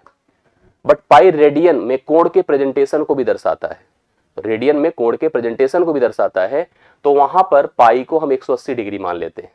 अभी कंफर्म नहीं है कि पाई क्या है, 180 डिग्री भी मान लेते हैं। अब यहां पर हमको कहा जाता है, पूछा जाता है कि पाई है क्या, परिमेय है क्या, परिमेय। कोई संख्या परिमेय कब होती है, जब वो फ्रैक्शन हो, भिन्न के रूप में हो, जहां पे डिनोमिनेटर 0 ना हो, तो परिमेय है। अब अगर आपको पाई दिया है तो मैं तो श्योर ही नहीं हूं कि यह 22/7 है कि 180 डिग्री, कंफर्म नहीं है, तो मैं इस समय पाई के बारे में भी कंफर्म नहीं कर पा रहा हूं कि यह परिमेय है कि अपरिमेय। मतलब जब तक पाई सिंबल में है, जब तक pi in the form of symbol है, तब तक आप उसे परिमेय नहीं बोल सकते हैं, आप उसे अपरिमेय बोलिए। क्या बोलिए, अपरिमेय। जब पाई सिंबल के रूप में है तो वह अपरिमेय है, इरैशनल है, इरैशनल है। लेकिन अगर यही पाई आपको नंबर में दिख जाए, जैसे कि 22/7 आए, तो 22/7 तो एक फ्रैक्शन है ना, जहां पे 7 इज नॉट इक्वल टू 0, तो यह एक परिमेय है। यह एक क्या है, यह एक परिमेय है। 3.14 की बात करो तो इसे 314 आप 100 लिख सकते हैं, तो यह भी एक परिमेय है। काट दीजिए तो सिंप्लीफाई भी हो जाएगा। अगर पाई के, याद रखिएगा इसको आप लोग अपनी कॉपी में लिख दीजिएगा कि पाई जो है सिंबल में, सिंबल में अपरिमेय है, अपरिमेय है। पाई सिंबल में क्या है, अपरिमेय है।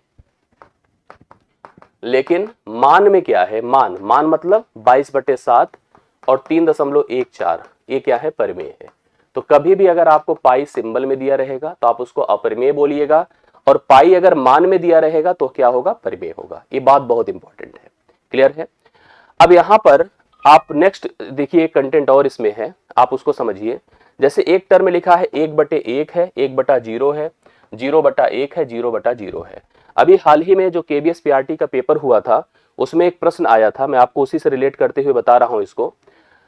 हमारे सामने देखिए 3 टर्म और हैं, इनके बारे में थोड़ा समझिए। 1/1 है, 1/0 है, 0/1 है और 1/0/0 है। इस तरह के नंबर है और आपसे पूछा जा रहा है कि ये अलग अलग परिमेय है कि अपरिमेय है, प्लीज एक्सप्लेन करिए। तो इनके मान को जानना बड़ा इंपॉर्टेंट है। अभी हम लोगों ने KBS में क्वेश्चन देखा, लिखा गया यदि कोई संख्या स्वयं से विभाजित होती है, आप क्वेश्चन समझिएगा, यदि कोई संख्या स्वयं से विभाजित होती है, अगर केबीएस में कोई टच था तो पता होगा, स्वयं से विभाजित होती है तो उसका मान भी पूछ सकता था और शेषफल, मतलब दोनों चीजों के बारे में समझिए। फिलहाल हमको लग रहा है कहीं किसी ने कहा सर मान पूछा था, किसी ने बताया कि शेषफल पूछा था। मान या शेषफल क्या होगा, ऐसे पूछा गया था। अब मैं आपकी जानकारी के लिए बता दूं, जैसे यहां पर लिखा है 1/1। अब 1/1 को देखने से समझ में आ रहा है, और कोई भी आपको समझाएगा, ऊपर साफ साफ लिखा है जो, वही लिखा है नीचे, मतलब the same number, the number is dividing by itself. 1/1 हो सकता है, 5/5 हो सकता है, 10/10 हो सकता है, -5/-5 हो सकता है, 1000/1000 हो सकता है। तो डिवीजन हमेशा डिस्ट्रीब्यूशन दर्शाता है। कभी अगर जैसे हमारे पास 1000 टाफियां हैं और मैं 1000 बच्चों में डिवाइड करूं, तो हर बच्चा एक ही टाफी पाएगा। एक है और मैं एक लोगों को दूं, एक ही टाफी पाएगा। मतलब जब same value is divided by same value, तो रिजल्ट विल ऑलवेज बी 1। यहां पे रिजल्ट तो हमेशा 1 आता है। एक और टर्म यहां पर कंफर्म होना जरूरी था, शेषफल क्या होगा। जब कोई संख्या किसी से कंप्लीटली डिवाइड हो जाती है तो शेषफल हमेशा 0 आता है। हर नंबर, चाहे जो नंबर आप लीजिए, चाहे जिसको भी आप यहां सोच लीजिए, वह हमेशा स्वयं से और एक से जरूर कटता है। मतलब ये दो फैक्टर उस नंबर के जरूर फिक्स होते हैं। फैक्टर मतलब गुणनखंड। आप ध्यान दीजिएगा, हर संख्या के 2 गुणनखंड जरूर होते हैं, 2 गुणनखंड जरूर सोचे जाते हैं, एक तो स्वयं तथा एक। आप किसी नंबर को उठा लो, 5, 10, 15, चाहे भाज्य हो चाहे अभाज्य हो, चाहे जो नंबर आप उठाएंगे, हर संख्या स्वयं से जरूर कटती है और एक से जरूर कटती है। तो आप सोचो, हम जिससे कटते हैं अगर हम उससे काटे जाएं, डिवाइड किए जाएं, तो रिमाइंडर हमेशा 0 होता है। अगर हम 5 को 5 से भाग करें तो सबको 1-1 मिलेगा, कुछ बचेगा नहीं, 0 बचेगा। 1 को 1 से भाग करें, मतलब बचेगा मतलब शेषफल, भागफल की बात नहीं कर रहा हूं, भागफल तो 1 आएगा। If the same number is divided by same number, the result अर्थात डिवीजन वैल्यू, या हम कोसेंट कह सकते हैं, भागफल कह सकते हैं, वो हमेशा 1 होगा। But remainder will always be 0, हमेशा शेषफल आपका शून्य आएगा। इस बात को ध्यान में रखिएगा। तो हमको हमेशा हमारी स्कूल में, हमारी क्लास में, हमारे टीचर्स ने स्कूल बचपन में हमको यही पढ़ाया कि जब किसी संख्या को उसी से आप भाग करोगे तो वैल्यू हमेशा 1 आएगी, क्योंकि वह उसका एक फैक्टर होता है। तो यहां पर मान हमेशा 1, और मैंने डिवीजन का डिस्ट्रीब्यूशन प्रोसेस बताया। दूसरा लिखा कि 1/0 है, मतलब समथिंग डिवाइडेड बाय 0। आप कभी भी याद रखना, जब किसी भी मान को 0 से विभाजित करोगे तो आप मुझे बताइए कि रिमाइंडर क्या आएगा, वैल्यू बताओ क्या आएगा। आप कभी भी किसी मान को 0 से डिवाइड करेंगे, और हमने जैसे परिमेय में आपको समझाया कि कोई संख्या p/q है, q is not equal to 0 है। हम अभी मान बता रहे, परिमेय अपरिमेय की बात ही नहीं कर रहे हैं।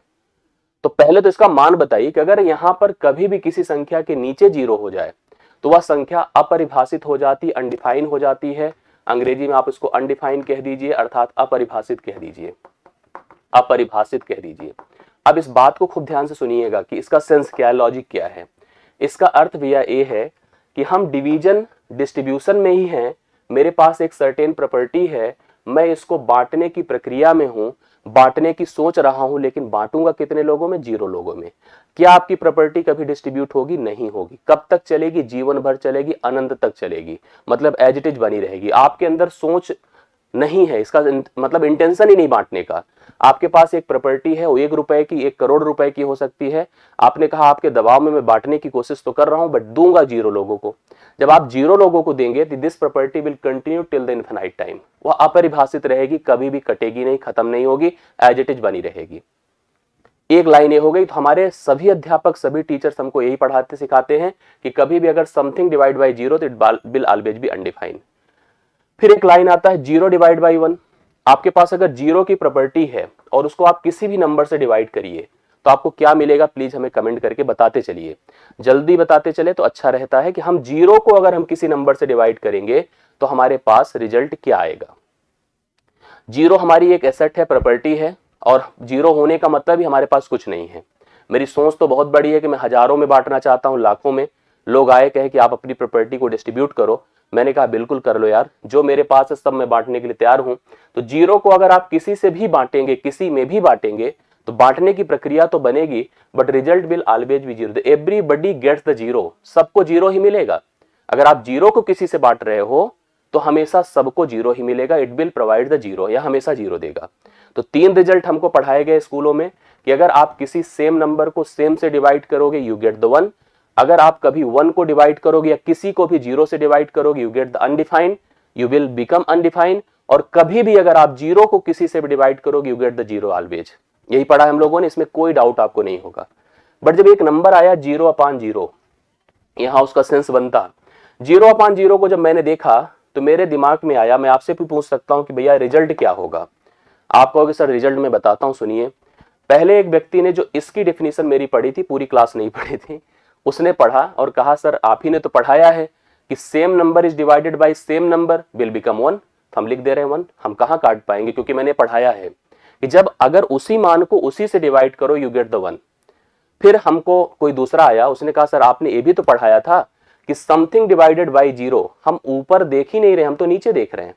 समथिंग डिवाइडेड बाय 0, मैं ऊपर बंद कर दिया, नीचे देख रहा हूं, तो मैंने कहा सर अनडिफाइन हो गए। तो फिर एक लोग आए और कहा सर आपने ही पढ़ाया था कि 0 डिवाइडेड बाय समथिंग, हम नीचे देख नहीं रहे हैं, ऊपर देख रहे हैं, इट बिकम 0। अब बताओ, इस नंबर के हमारे पास 3 रिजल्ट आए। जब यह 3 रिजल्ट आया तो तुरंत हमने कहा कि it is uncertain, this is uncertain. आपने मैथ्स में पढ़ा होगा, एक होता है indeterminate form of a function. जब the function become, if the function become in the form of 0/0, infinity by infinity, so इसे हम अनसर्टेन अर्थात अनिश्चित कहते हैं। आप वहां पर देखो, एक होता है अनडिफाइंड, अनडिफाइंड अपरिभाषित, मतलब ना तो ये परिभाषित है ना अपरिभाषित है या कुछ है ही नहीं है, मतलब इसके बारे में तय नहीं किया जा सकता। तो ये होता है टर्म, इसको ध्यान देना चाहिए, कभी भी अगर इस टाइप की स्थिति आए तो हमें आइडिया रहे। फिलहाल हम जो सिचुएशन में थे, आपको यह बातें क्लियर जरूर हुई होगी। हमको अभी जैसे पूछा गया था हमसे, परिमेय की बात करो, ये तो परिमेय होगा, ये परिमेय होगा। 1/0 अपरिभाषित है, तो यह परिमेय अपरिमेय की बात ही छोड़ दीजिए। 0/1 0 होगा, जो कि परिमेय होगा, इसमें कोई डाउट नहीं है। बट इसकी भी बात करो तो यह भी अनसर्टेन है, अनिश्चित है, तो इसकी भी परिमेय और अपरिमेय की बात नहीं की जाएगी। मतलब मेरे कहने का अर्थ है कि अगर आपको कोई नंबर दिया जाएगा तो आप जस्ट डिफाइन कर सकते हैं, बता सकते हैं कि कौन सी संख्या परिमेय है और कौन सी संख्या अपरिमेय है। और ये इंपॉर्टेंट फैक्ट है, इस तरह के प्रश्न आपकी परीक्षा में पूछे जाते हैं, ये जरूर ध्यान दीजिएगा। परिमेय और अपरिमेय की पहचान करना हमारे लिए बहुत ही यूजफुल है। अब मैं थोड़ा सा आता हूं उस सिस्टम पर जो मैंने आपको पढ़ाना शुरू किया था। मुझे पूरा भरोसा है कि आप लोगों ने कल टाइप्स को पढ़ने के दौरान इस स्ट्रक्चर को समझा होगा। मैंने कहा हम जिन संख्याओं को डेसिमल नंबर सिस्टम के अंदर बनाते हैं उनको 2 भागों में बांटते हैं, real number, imaginary number. Real मतलब वास्तविक संख्या, इमेजिनरी मतलब काल्पनिक संख्या। रियल को 2 भागों में बांटा जाता है, रैशनल नंबर, इरैशनल नंबर, अर्थात परिमेय संख्या और अपरिमेय संख्या। हम लोग यहीं तक थे। अब इसके आगे मुझे आज बढ़ना है और अब आप मुझे इजाजत दो कि मैं आगे बढ़ूं और इसके आगे के कंटेंट को आपको समझा करके जितने भी रिक्वायर्ड फैक्ट हैं, जितनी भी जरूरत की चीजें मैं स्पष्ट कर सकूं। तो मैं आगे बढ़ता हूं, आप ध्यान से मेरी बात को सुनिएगा। मैंने आपको रैशनल की डेफिनेशन दे दी थी। रैशनल नंबर जिसको आप हिंदी में कहते हैं परिमेय संख्या, क्या कहेंगे? परिमेय संख्या। अब इस परिमेय संख्या के बारे में खूब मन लगा के सुनिए, समझिए। डेफिनेशन ऑलरेडी मैंने दिया है कि the number written in the form of p by q, जहां पे q never be equal to 0 is called rational number. ये आप लोग को अच्छी तरह से पता है। एक बात ध्यान दीजिएगा, खूब समझ करके चलिएगा। रैशनल भैया आया कहां से है? रैशनल कहां से आया मुझे बताइए। एक नंबर लाइन थी जो कि रियल नंबर लाइन थी, 0 1 2 3 so on plus infinite, -1 -2 -3 so on minus infinite. ध्यान से देखिएगा, ये आपकी रियल नंबर लाइन थी, वास्तविक संख्या रेखा थी।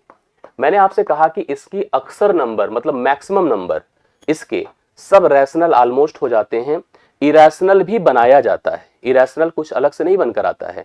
हमने कहा था जो संख्या पूर्ण वर्ग नहीं होती है उसको जब हम रूट में रखते हैं तो वही इरैशनल नंबर बन जाता है, जैसे कि √2 है, √3 है। तो it's a number presentation, it's not exact number, it's a number presentation जो कि आपका अपरिमेय बन जाता है। तो almost number on this line is called the rational number. But इस रैशनल को हम डिवाइड करेंगे 2 भागों में। एक होता है इंटीजर, एक होता है इंटीजर जिसको आप कहते हैं पूर्णांक, पूर्णांक। एक होता है फ्रैक्शनल, फ्रैक्शनल जिसको आप कहेंगे भिन्नात्मक। अब सुनिएगा, जब मैं आपको इंटीजर एक्सप्लेन करूंगा तो इंटीजर में कहूंगा, अच्छा इंटीजर को प्रेजेंट किससे किया जाता है, जेड से या तो आई से, चाहे जेड बोलिए चाहे आई बोलिए।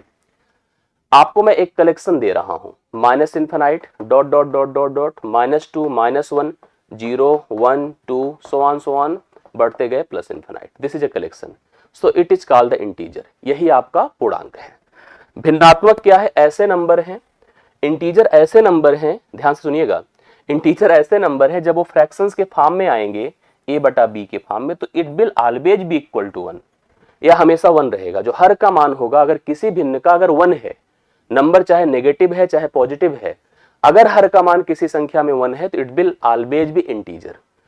बट अगर हर का मान a बाई बी है और this is not equal to 1 and 0, 0 भी मत लिखिएगा, मतलब 1 और 0 के अलावा भिन्न के हर में कुछ भी हो जाए, सो इट्स अ फ्रैक्शनल नंबर या भिन्नात्मक संख्या। अभी एकदम क्रिस्टल एंड क्लियर हो जाएगा, आपको समझते जाइएगा, अभी एकदम क्लियर हो जाएगा इसमें हो क्या रहा है।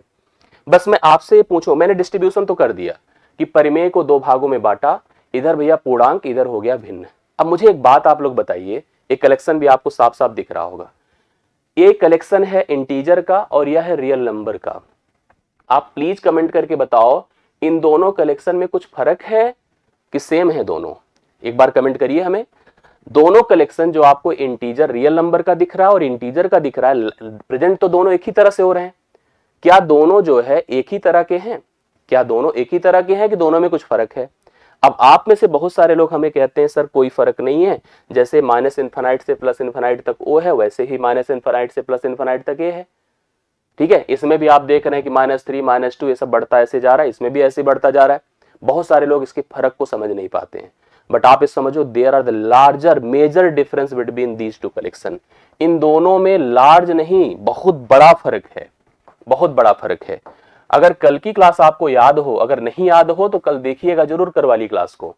अगर नहीं याद हो तो आप ध्यान दीजिए, मैंने कहा था उस समय समझाया तो उसको जरूर देख लीजिए, अगर याद हो तो बहुत अच्छी बात है।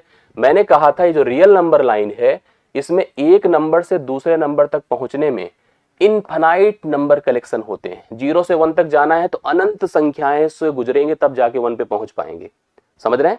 लेकिन यहां की बात किया जाए तो यहां पर आप देखो तो 0 से 1 तक पहुंचने में आपको कोई क्रॉस नहीं करना है, after 0 just 1 just 2 just 3 just 4 ऐसे बढ़ते गए, -1 -2 -3 -4 ऐसे बढ़ते गए।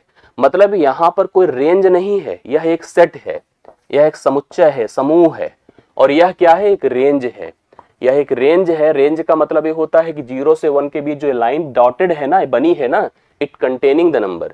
यहाँ 0 के बाद कामा तब 1 है, अर्थात 0 के बाद तुरंत 1 है, 1 के बाद तुरंत 2 है, 2 के बाद 3 है, इधर -1 है, -2 है, -3 है। तो यह एक सेट है, समुच्चय है, समूह है। इस लाइन को ऐसे उठाइए, इसमें से जो नंबर विजिबल आपको दिख रहे हैं ऐसे पकड़िए, पकड़ के लाके यहां रख दीजिए। बाकी जो लाइन में गैप गैप गैप गैप है वो सब इधर चले आएंगे। आप सुनिए, इस लाइन को ऐसे पकड़िए, यहां पर पकड़कर जितने लोग विजिबल हैं 1 2 0 1 2 3 4 5 -1 -2 -3, मतलब जो बीच में स्पेस उसको छोड़ दीजिए, बाकी उनको लाके यहीं पे रख दीजिए, तो यह इंटीजर बन जाता है। जो बीच के स्पेस वाले टर्म हैं, दो पूर्णांकों के बीच, मतलब जैसे 0 1 के बीच, 0 -1 के बीच जो नंबर्स अवेलेबल हैं उनको लाके यहां रख दीजिए, तो वह केवल फ्रैक्शनल नंबर हो जाते हैं। बाकी आपको इंटीजर इसी कलेक्शन से ही मैंने बनाया है। तो it's a very very lowest part of this line, बहुत ही छोटा भाग है ये, बहुत मतलब बहुत बड़ा कलेक्शन है, इसका एक बहुत छोटा सा अंग हमारा इंटीजर, जो देखने में आपको समान लग रहा है, बट इंटीजर आपको क्लियर हो गया होगा इस रियल नंबर लाइन का एक बहुत ही माइनर सा पार्ट है, जो कि ऐसा है जिसके हर में एक हो, मतलब जैसे 1 है 1/1, 2 है 2/1, 3 है 3/1, माइनस है -1/1, 0 है -2 है, तो every number is integer, that is denoted like this.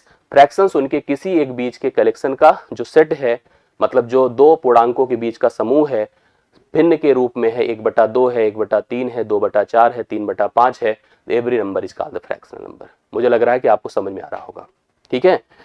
अब आगे देखिए, इस कंटिन्यूटी को समझिए, इस कंटिन्यूटी को समझिए। मैं अब थोड़ा सा आपको इंटीजर एक्सप्लेन करता हूं कि पूर्णांक है क्या, ध्यान से देखिएगा। अब क्योंकि यहां से आपकी चीजें बढ़ जाएंगी, तो हम बात कर रहे हैं इंटीजर की, अर्थात पूर्णांक की, जो कि जेड से डिनोट किया जाता है या तो आई से डिनोट किया जाता है। जेड से डिनोट होता है या तो आई से। अब हम थोड़ा सा देखिए, जो इंटीजर मैंने अभी बनाया है उसको आप लोग समझिए। तो मैंने ऐसे कुछ बनाया है, minus infinite dot dot dot -2 -1 0 1 2 so on plus infinite. ये है आपका इंटीजर। इस इंटीजर को थोड़ा अच्छे से रीड करिए तो बीच में आपको जीरो दिख रहा है। जीरो के जो राइट साइड होंगे वो सब पॉजिटिव इंटीजर होते हैं। आप इसको आई प्लस से प्रेजेंट कर सकते हैं, क्योंकि आई का प्रेजेंटेशन, जेड का प्रेजेंटेशन इंटीजर को दिखाता है। जीरो के जो लेफ्ट साइड हैं वो सब नेगेटिव इंटीजर हैं, आई माइनस अर्थात नेगेटिव इंटीजर है। जीरो न्यूट्रल होता है, हैविंग नो एनी चार्ज, ना तो पॉजिटिव होता है ना नेगेटिव होता है। हम याद रखें कि अगर हम इधर से, मतलब हमारा मूवमेंट इस साइड है, चाहे जहां से भी है, मतलब अगर हमारा मूवमेंट राइट है तो हम बढ़ते हैं, क्या होते हैं, बढ़ते हैं अर्थात बड़े होते हैं। अगर हमारा मूवमेंट नेगेटिव है, मतलब लेफ्ट साइड है, हमारा मूवमेंट अगर लेफ्ट है तो हम घटते हैं, क्या होते हैं, घटते हैं, कम होते हैं। कुछ बातें समझिए। और जीरो के नजदीक जो सबसे पहला पॉजिटिव इंटीजर होता है, सबसे पहला पॉजिटिव इंटीजर होता है, वो सबसे स्मॉलेस्ट पॉजिटिव इंटीजर होता है, स्मॉलेस्ट पॉजिटिव होता है, क्योंकि एक सबसे छोटा होता है, उसके आगे बढ़ते चले जाते हैं।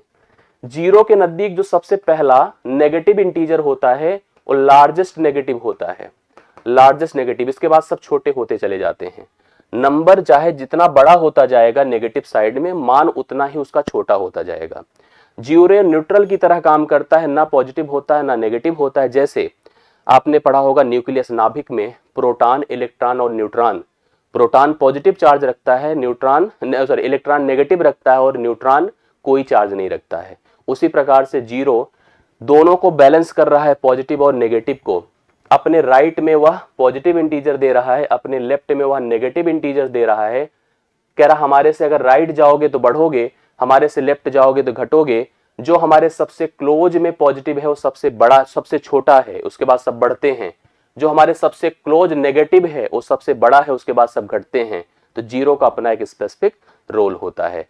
ये इंटीजर की बात है, थीम है। अब सुनिए, हम इसका डिस्ट्रीब्यूशन और डिवीजन फिर से कर सकते हैं तीन भागों में। जो इंटीजर्स हैं उनको फिर से हम डिवाइड कर सकते हैं तीन भागों में। आप मेरी बात को ध्यान से सुनिएगा। एक होगा जीरो, अगर हम इसका डिवीजन डिस्ट्रीब्यूशन कर रहे हैं तो आपको कुछ बातें क्लियर समझनी होगी। एक होगा जीरो, जीरो होगा शून्य जिसको कहेंगे। एक होगा नेगेटिव इंटीजर और दूसरा होगा पॉजिटिव इंटीजर। तीन भागों में आप इंटीजर को पुनः बांट सकते हैं, जीरो में बांट सकते हैं, नेगेटिव इंटीजर और पॉजिटिव इंटीजर, तीन सेगमेंट में आप डिवाइड कर सकते हैं। आप जीरो देख ही रहे हैं कहाँ है, इसके बाद पॉजिटिव है, इसके बाद नेगेटिव है। प्रत्येक के जितने अलग अलग टर्म है प्लीज उसको समझिए कि क्या क्या है, कैसे कैसे पढ़ा जाएगा। हम कलेक्शन में सबसे पहला कलेक्शन हम लेकर चलते हैं जो कि जीरो को इन्वॉल्व करके चलता है, होल नंबर, जिसको हिंदी में कहते हैं पूर्ण संख्या। पूर्ण संख्या जो कि W से प्रेजेंट की जाती है। यह जीरो से शुरू करता है, जीरो से एक लेता है, दो लेता है, तीन लेता है, चार लेता है, पांच लेता है, इनफाइनाइट।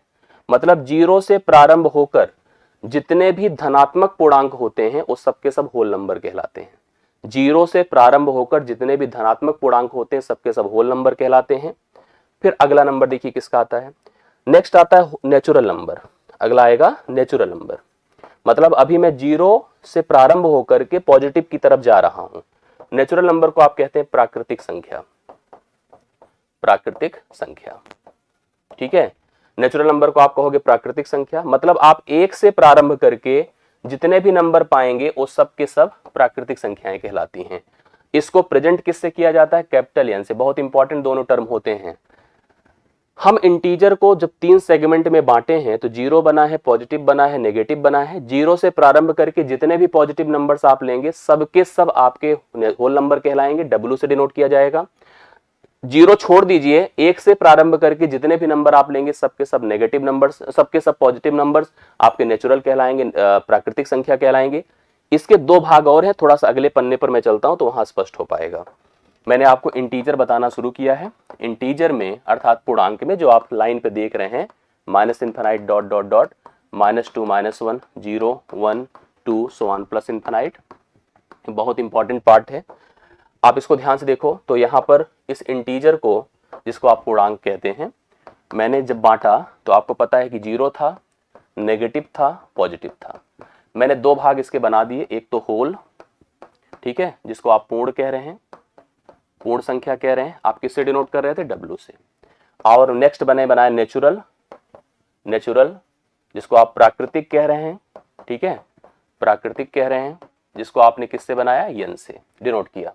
अब इसी में दो नंबर और होते हैं जो बहुत ही इंपॉर्टेंट होते हैं इसी में। एक होता है प्राइम नंबर, आपने दोनों की डेफिनेशन पढ़ ली है इसकी। होल नंबर कहाँ शुरू होता है, 0 से, और ये कहाँ शुरू होता है, 1 से। मतलब 1 से प्रारंभ होके जाता है, ये 0 से प्रारंभ होके जाता है, कोई दिक्कत नहीं होती है। प्राइम नंबर अगला भाग है जो कि अभाज्य संख्या कहलाता है। अब इसको लेकर के थोड़ा सा आपको समझना पड़ेगा चीजों को कि अभाज्य संख्या क्या है। हमेशा आप देखते हैं कि अभाज्य के प्रश्न आ रहे हैं। मैं अभाज्य पढ़ाना शुरू कर रहा हूं तो मैं चीजें समझाऊंगा। आपने नोटिस किया होगा अभी केबीएस में भी अभाज्य से प्रश्न आए हैं और बहुत हर सेशन में आए, हर सेगमेंट में आए। तो मैं चाहता हूं कि अभाज्य को समझिए कि अभाज्य क्या है।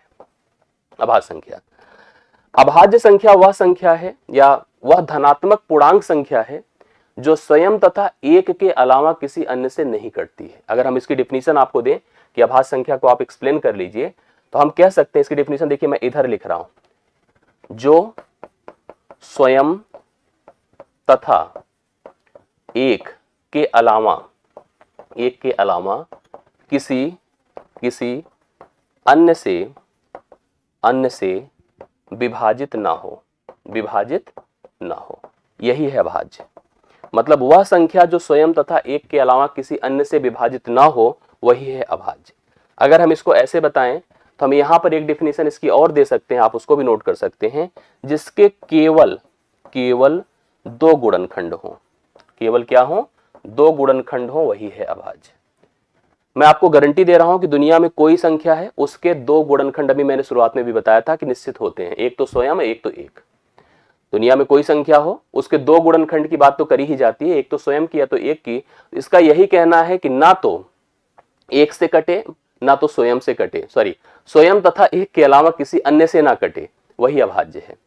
स्वयं तथा एक के अलावा, इसका अर्थ है कि संख्या के केवल दो गुणनखंड हो, ना दो से ज्यादा हो ना दो से कम हो। अगर किसी संख्या के दो से ज्यादा या दो से कम गुणनखंड हो गए तो वह अभाज्य नहीं हो सकती है। हमेशा इस पर प्रश्न आते हैं, इसकी शुरुआत जो होती है दो से होती है।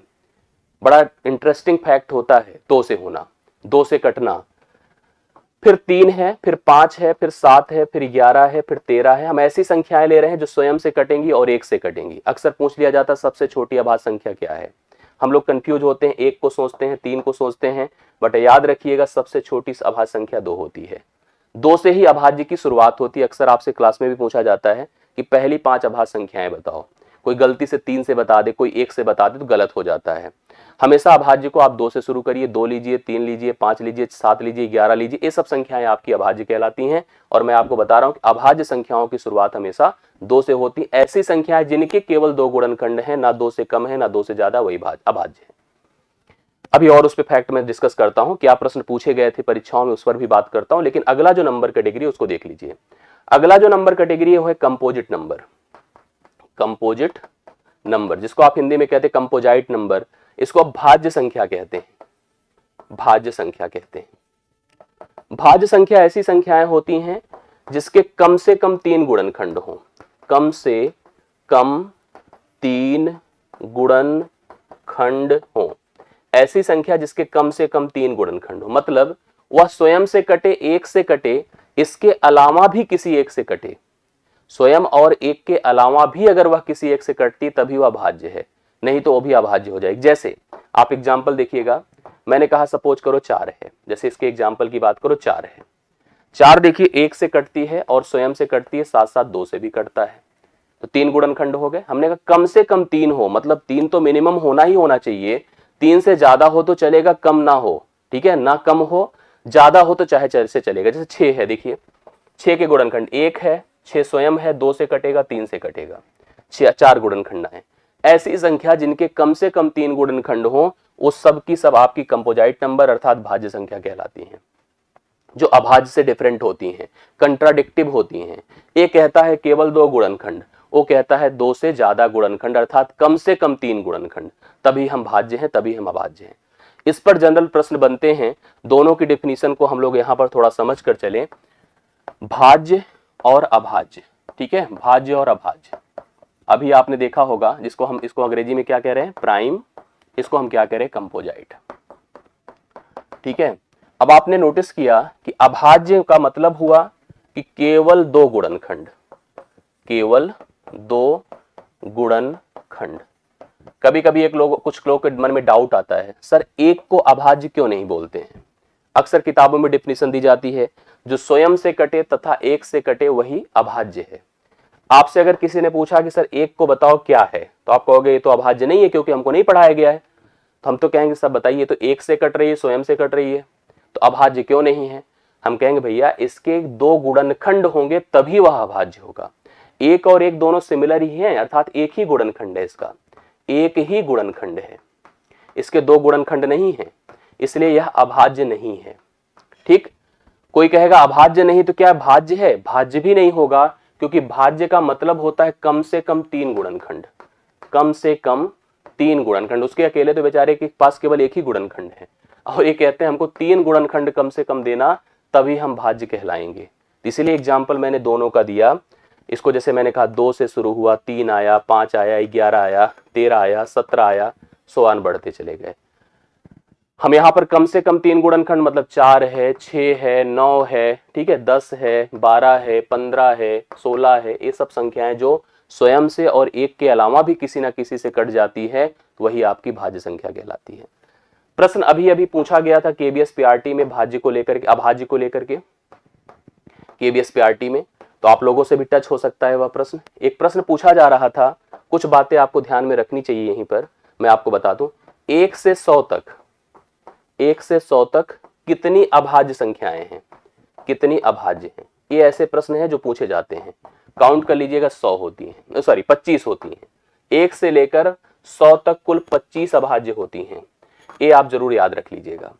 फिर पूछा जा सकता है 1 से लेकर 50 तक, 1 से 50 तक कितनी अभाज्य संख्याएं हैं?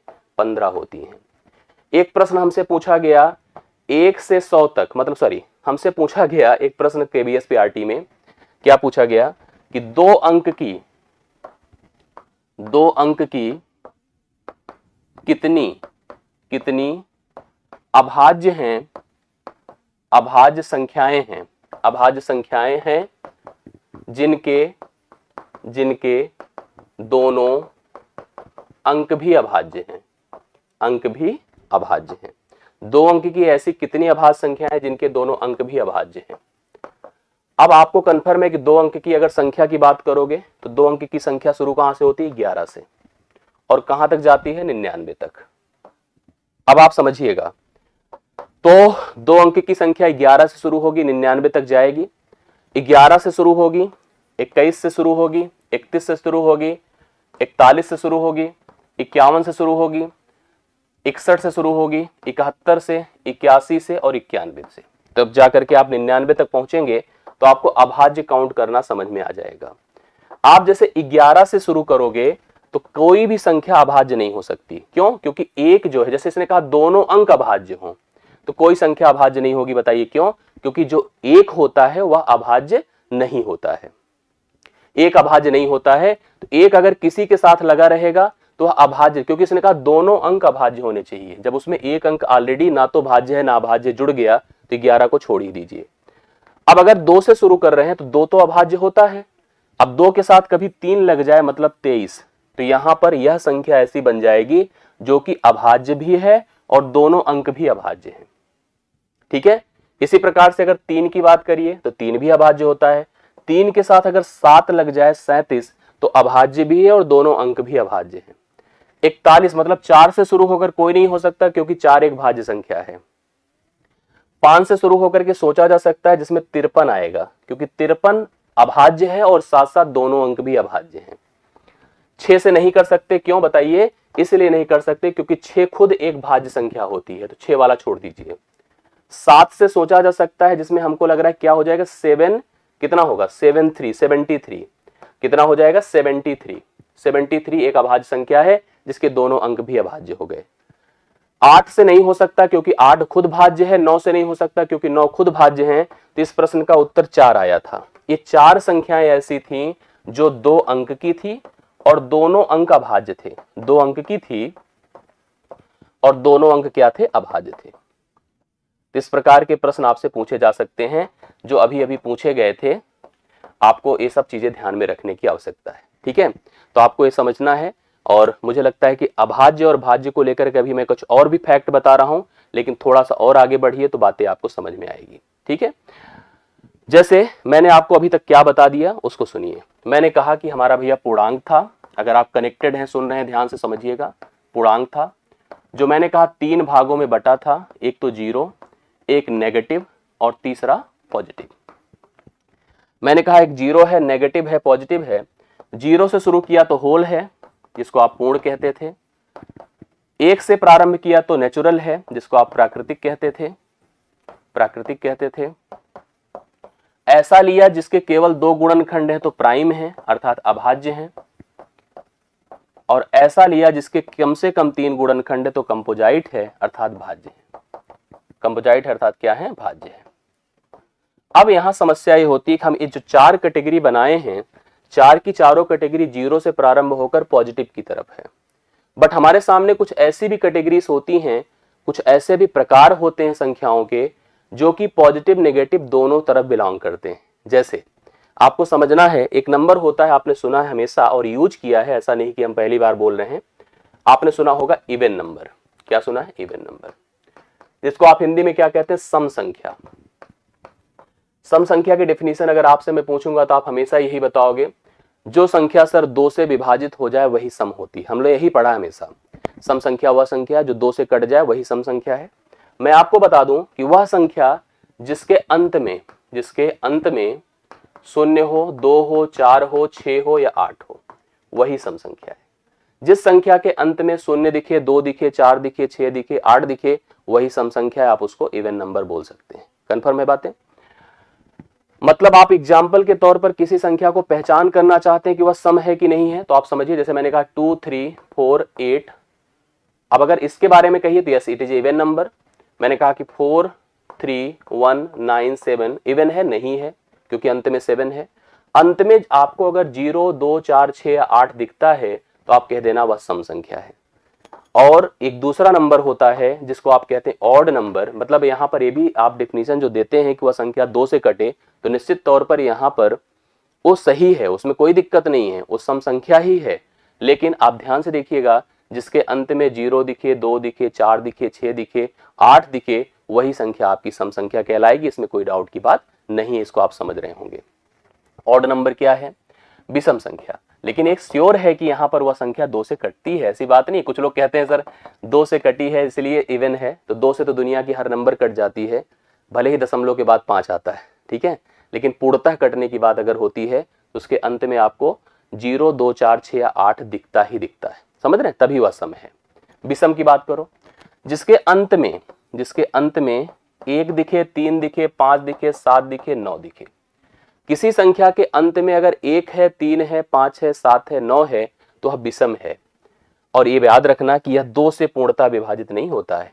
यह 2 से पूर्णता विभाजित होता है, लेकिन यह 2 से पूर्णता अगर 2 की भाज्यता सोची जाए तो इस पर अप्लाइड होती है, बट इस पे अप्लाइड नहीं होती, क्योंकि यह संख्या 2 से नहीं कटती है। अंत में आपको 1, 3, 5, 7, 9 ही नजर आएगा। जैसे कि आपको मैं एग्जांपल दूं, 4, 3, 2, 9, 8। आप पूछो ऑड है कि इवन, तो आप बोलना नहीं सर ये तो इवन है। क्यों? क्योंकि अंत में 8 है। मैंने कहा 4, 3, 6, 2, 7, 7। अब बताओ, आप कहोगे सर ऑड है क्योंकि अंत में 7 है। तो आपको देख करके पहचानना है कि यह संख्या हमारी इवन है कि ऑड है, और उसको हम कैसे पहचान कर पाएंगे, इसको समझने की आपको आवश्यकता है, ठीक है। Even odd. एक बात जरूर मैं आपको बिलीव कराऊंगा, यह संख्या पॉजिटिव भी हो सकती है और नेगेटिव भी हो सकती है। मतलब इसलिए मैं तो ना इधर की कैटेगरी में रख रहा हूं ना इधर की कैटेगरी में रख रहा हूं। यह कंप्लीट इंटीजर का डिवीजन होता है 2, इवन एंड ऑड, ठीक है। इवन एंड ऑड दोनों कैटेगरी डायरेक्ट इंटीजर से डिवाइड होती हैं, इसलिए इसको अलग से हम किसी एक तरफ नहीं रख करके इसको प्रॉपर डिफाइन कर रहे हैं। ये थे नंबर के प्रकार, जिसको आपने कुछ इस प्रकार से समझा है। मैं जो समझा रहा हूं उसको ध्यान से देखिएगा। इन नंबर के प्रकार को आपने कैसे रीड किया है? मैंने जैसे आपको पढ़ाया, हमने कहा भैया कॉम्प्लेक्स है, ध्यान से देखते जाइए, सब कंफर्म होगा। जिसको आप कहते हैं सम्मिश्र संख्या। अगर कल से आज तक का लेक्चर आप समझे हैं तो आपको यह पूरी क्लास क्लियर समझ में आएगी। एक क्लास के भरोसे आपको पूरा कंटेंट क्लियर नहीं होगा, इसे और मान के चलिएगा। 2 भागों में बटेगा। एक आपका रियल होता है जिसको आप वास्तविक कहते हैं, और एक आपका इमेजिनरी होता है, इमेजिनरी नंबर होता है जिसको आप काल्पनिक कहते हैं। रियल को दो भागों में हमने बांटा था, एक आपका रैशनल होता है, रैशनल जिसको आप परिमेय कहते थे, एक आपका इरैशनल होता है जिसको आप अपरिमेय कहते हैं। ठीक है, ये अलग डिस्ट्रीब्यूशन हो जाता है। रैशनल को दो भागों में बांटा था, इंटीजर हुआ जिसको आपने पूर्णांक कहा, ठीक है, ये आपका फ्रैक्शन हुआ जिसको आपने भिन्न कहा, भिन्नात्मक कहा। इंटीजर को आपने तीन भागों में बांटा, जीरो हुआ, नेगेटिव हुआ, पॉजिटिव हुआ। जीरो से प्रारंभ किया तो होल नंबर आया, अर्थात पूर्ण संख्या, पूर्ण संख्या। नेचुरल नंबर आया, प्राकृतिक संख्या, प्राकृतिक संख्या। प्राइम नंबर आया, अभाज्य संख्या, अभाज्य संख्या। और कंपोजाइट नंबर आया,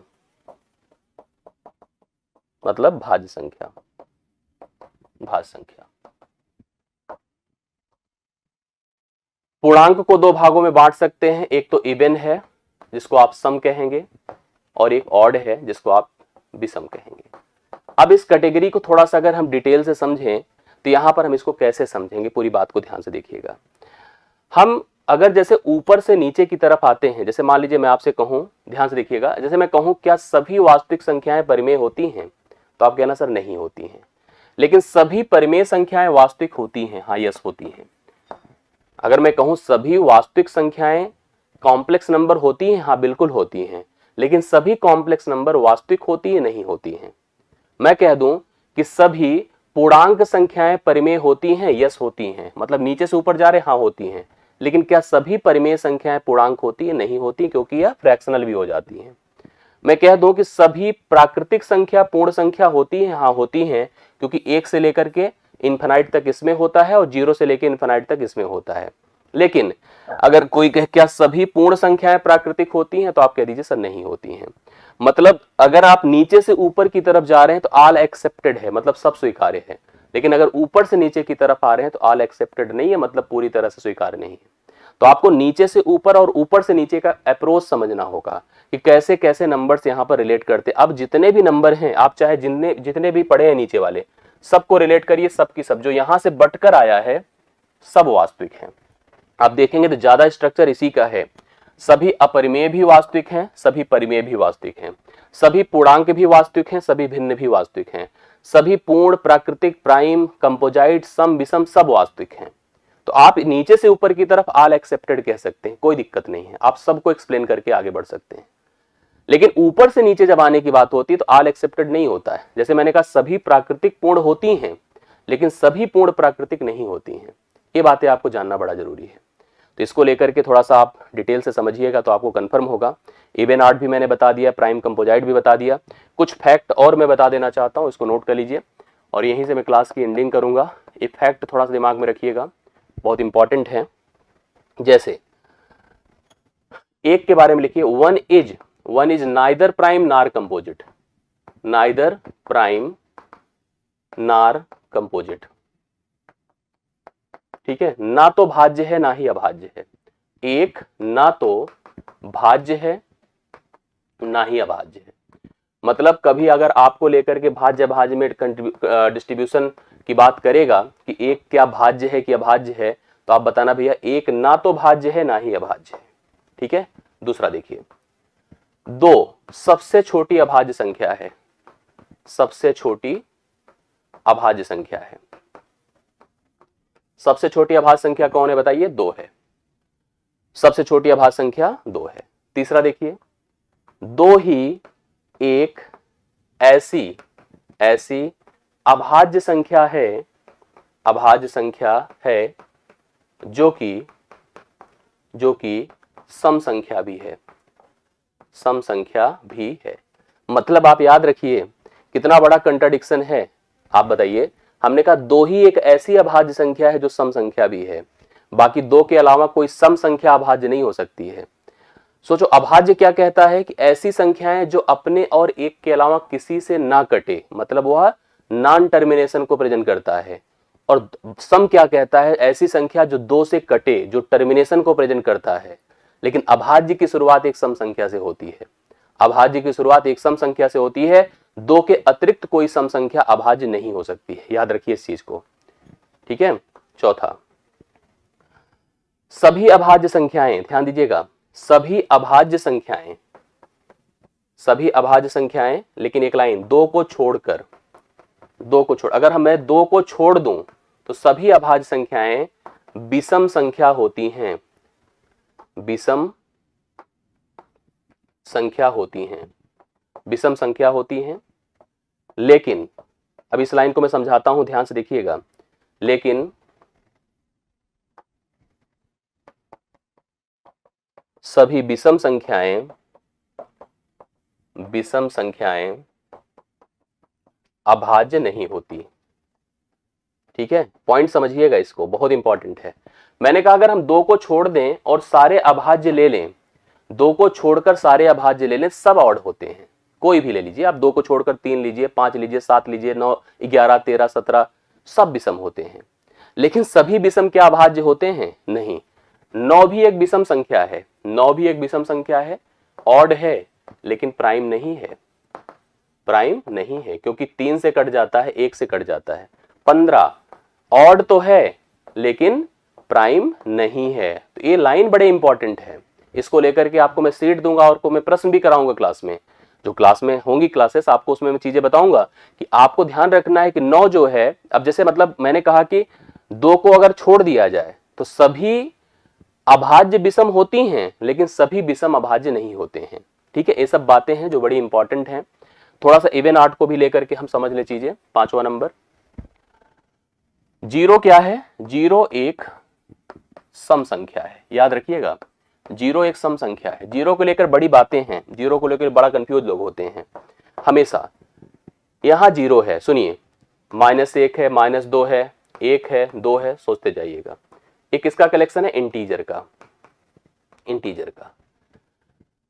जीरो अगर सम है, जीरो अगर एक पूर्णांक है, जीरो एक पूर्णांक है, पूर्णांक के साथ साथ यह एक सम संख्या भी है और साथ साथ परिमेय भी है, ये परिमेय भी है और साथ साथ वास्तविक भी है। जीरो को लेकर के बिल्कुल कंफ्यूज मत होइएगा, जीरो का बड़ा रोल है हमारी लाइफ में। जीरो एक पूर्णांक भी है, सम संख्या भी है, परिमेय संख्या भी है, वास्तविक संख्या भी है। और जीरो को एक्सप्लेन किया जाता है जीरो अपॉन समथिंग के रूप में, तभी तो हमेशा जीरो आता है। तो जीरो को लेकर के भ्रमित मत रहिएगा। जीरो एक सम संख्या भी है, पूर्णांक संख्या भी है, इसके साथ साथ एक और लिखिए, पूर्ण संख्या भी है। पूर्ण संख्या में भी तो जीरो होता है, पूर्ण संख्या भी है, परिमेय संख्या भी है, वास्तविक संख्या भी है। तो जीरो का एक अलग से अपना क्रेज है, और क्रेज को इसको गंवाइए मत, समझिएगा। जीरो को लेकर के कभी भी मतलब डिस्ट्रैक्ट मत होइएगा, जीरो क्या है। जीरो एक सम संख्या भी है, ये बहुत बड़ा कंट्राडिक्शन होता है, लेकिन हम गारंटी दे रहे हैं कि जीरो एक सम संख्या होती है। जब औसत में पढ़ते हैं तो इसको लेकर के थोड़ा सा कंफ्यूजन आते हैं, वो मैं वहां पे एक्सप्लेन करता हूं तो समझ में आता है। कुछ बातें और समझिए, अगर मैं दो सम संख्याएं जोड़ता हूं, दो सम संख्याएं जोड़िए कोई भी, तो हमेशा एक सम संख्या रिजल्ट में आती है।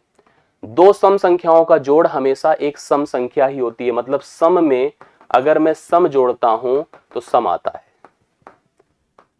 दो अगर आप विषम जोड़ते हैं, दो अगर विषम जोड़ते हैं तब भी सम आता है। अगर एक विषम है दूसरा भी विषम है, दो विषम जोड़ा तब भी सम आता है। मतलब दो समान प्रकृति के नंबर अगर आप जोड़ेंगे तो सम संख्या ही आएगा। अगर एक सम संख्या है दूसरा विषम संख्या है, मतलब नेचर अलग अलग हो गया, तो हमेशा एक ऑड नंबर आता है। अर्थात अगर एक सम है एक विषम है तो हमेशा एक विषम संख्या ही आती है। आप एग्जाम्पल ले लीजिए कोई भी, जैसे कोई भी दो सम संख्या सोचिए, 2 और 4 6 आया, सम है। 8 और 4 12 आया, सम है। तो दो सम संख्याओं को जोड़ने पर सम आएगा। हमने कहा जीरो भी एक सम संख्या, अगर आप किसी सम संख्या को जीरो में जोड़िए तब भी एक सम संख्या ही आएगा, इससे कंफ्यूजन भी दूर हो जाता है। दो विषम संख्या ले लीजिए कोई भी, 3 और 5, 3 और 5, ठीक है, 1 और 7, कुछ भी ले लीजिए, तो आपको दिख रहा होगा कि हमेशा एक सम संख्या प्राप्त होगी। दो विषम को भी जोड़ने पर एक सम संख्या प्राप्त होती है। एक सम होगी और एक विषम होगा, जोड़ के देखिए हमेशा एक विषम संख्या आएगा। एक सम और एक विषम को जोड़ने पर हमेशा एक विषम संख्या प्राप्त होगा। तो ये मेरे इस क्लास का कंक्लूजन है और ये निष्कर्ष है, और इस कंक्लूजन का जो रिप्रेजेंटेशन है यह स्ट्रक्चर है। प्लीज आप लोग ध्यान से इस स्ट्रक्चर को इंपॉर्टेंट मानकर अपनी क्लास में रखिएगा और इसको अच्छी तरह से डिटेल समझिएगा। ये पूरा सेशन आपके लिए बड़ा इंपॉर्टेंट था और अच्छे से समझा होगा। अगर आपको अच्छा लगा होगा तो आप फीडबैक दीजिएगा, बताइएगा कैसा लगा सेशन, कैसी चीजें समझ में आई कि नहीं आई। अच्छा लगा होगा तो वीडियो को लाइक भी कीजिएगा और इसके बाद की कनेक्टेड क्लास में जुड़े रहिएगा। एक बहुत बड़ा भ्रम, डाउट, मैं लगातार कमेंट देख रहा था, पढ़ाते समय एक टीचर हमेशा जब अपने छात्रों की तरफ से एक रिस्पॉन्स पाता है पॉजिटिव, तो उसका फ्लो बड़ा अच्छा होता है, लेकिन जैसे ही नकारात्मकता दिखती है, और निश्चित तौर पर मैं आपके साथ हूँ, आपकी मनोदशा को मैं समझ पा रहा हूँ कि आप कितना डिस्टर्ब हैं इस समय, कितनी चीज़ों को लेकर परेशान हैं, फ्यूचर्स को लेकर परेशान हैं, संभावनाओं को लेकर परेशान हैं, सरकार की नीतियों को लेकर परेशान हैं, और निश्चित तौर पर आपकी जगह रह करके अगर मैं भी सोचूं तो मैं भी इस चीज़ को लेकर परेशान हूँ।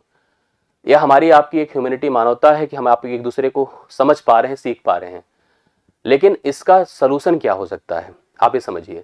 इसका सलूशन एकदम से अपने आप, मतलब हर चीज़ में क्रिटिक्स क्रिएट करना, नेगेटिव बन जाना, हर चीज़ का एक रास्ता सोच लेना बंद हो जाए, ये सारी चीज़ें खत्म हो गई, ये सलूशन नहीं है कि सब कुछ खत्म हो गया है। ऐसा कुछ नहीं है। आप जो है संभावनाएं देखिए, अवसर देखिए। मैं आपकी फीलिंग, मनोभावना, सारी बातें समझ पा रहा हूँ। सरकार ने क्या रिजल्ट दिया, किस प्रकार से सरकार बिहेव कर रही, कैसे हमारे सामने जो है हमारे सामने कैसे आंसर्स आ रहे हैं, किस प्रकार से चीज़ें आ रही हैं। तो मैं समझ रहा हूँ कि आप परेशान हैं, लेकिन मैं आपको फिर भी एक छात्र की जिम्मेदारी भी समझाऊंगा कि आप एक कॉम्पिटिटर हैं, कंपटीशन की तैयारी कर रहे हैं, तो निश्चित तौर पर आपको कंपटीशन को अपने अंदर ना जोड़ के रखना चाहिए। आप ये मत सोचिए कि हमें, जैसे आज हमने प्रिपेयर करना शुरू किया तो और हम कल को ही वैकेंसी देखें, नहीं। कंपटीशन में आपको समय देना पड़ता है, आपकी एक जॉब है जिसमें आप नीतिगत तरीके से लगातार लगे रहेंगे, तभी जाकर के इसका प्रतिफल मिलेगा।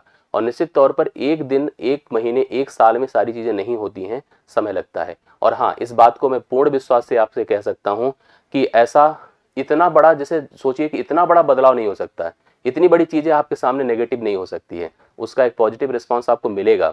आप धैर्य रखिए, आप भरोसा रखिए, लेकिन आप एक दिन में सब कुछ तैयार भी नहीं कर पाएंगे, इसलिए एज ए टीचर हम आपको पढ़ाते हैं।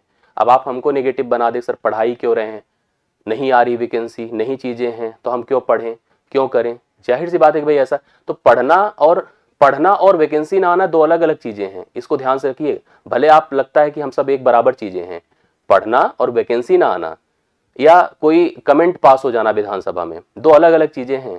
पढ़ने को आप मत जोड़िए, मैं आपको फिर बताऊंगा, ये पढ़ना आपको काम आएगा और निश्चित तौर पर आज नहीं तो कल आएगा। आप हमसे कह दो कि सर आप पढ़ाना ही बंद कर दो, हम क्यों पढ़ें, हम क्या करें, हम हतोत्साहित हैं, हम डिस्टर्ब हैं, निश्चित तौर पे हैं, लेकिन इसका सेंस पढ़ने से मत जोड़िए।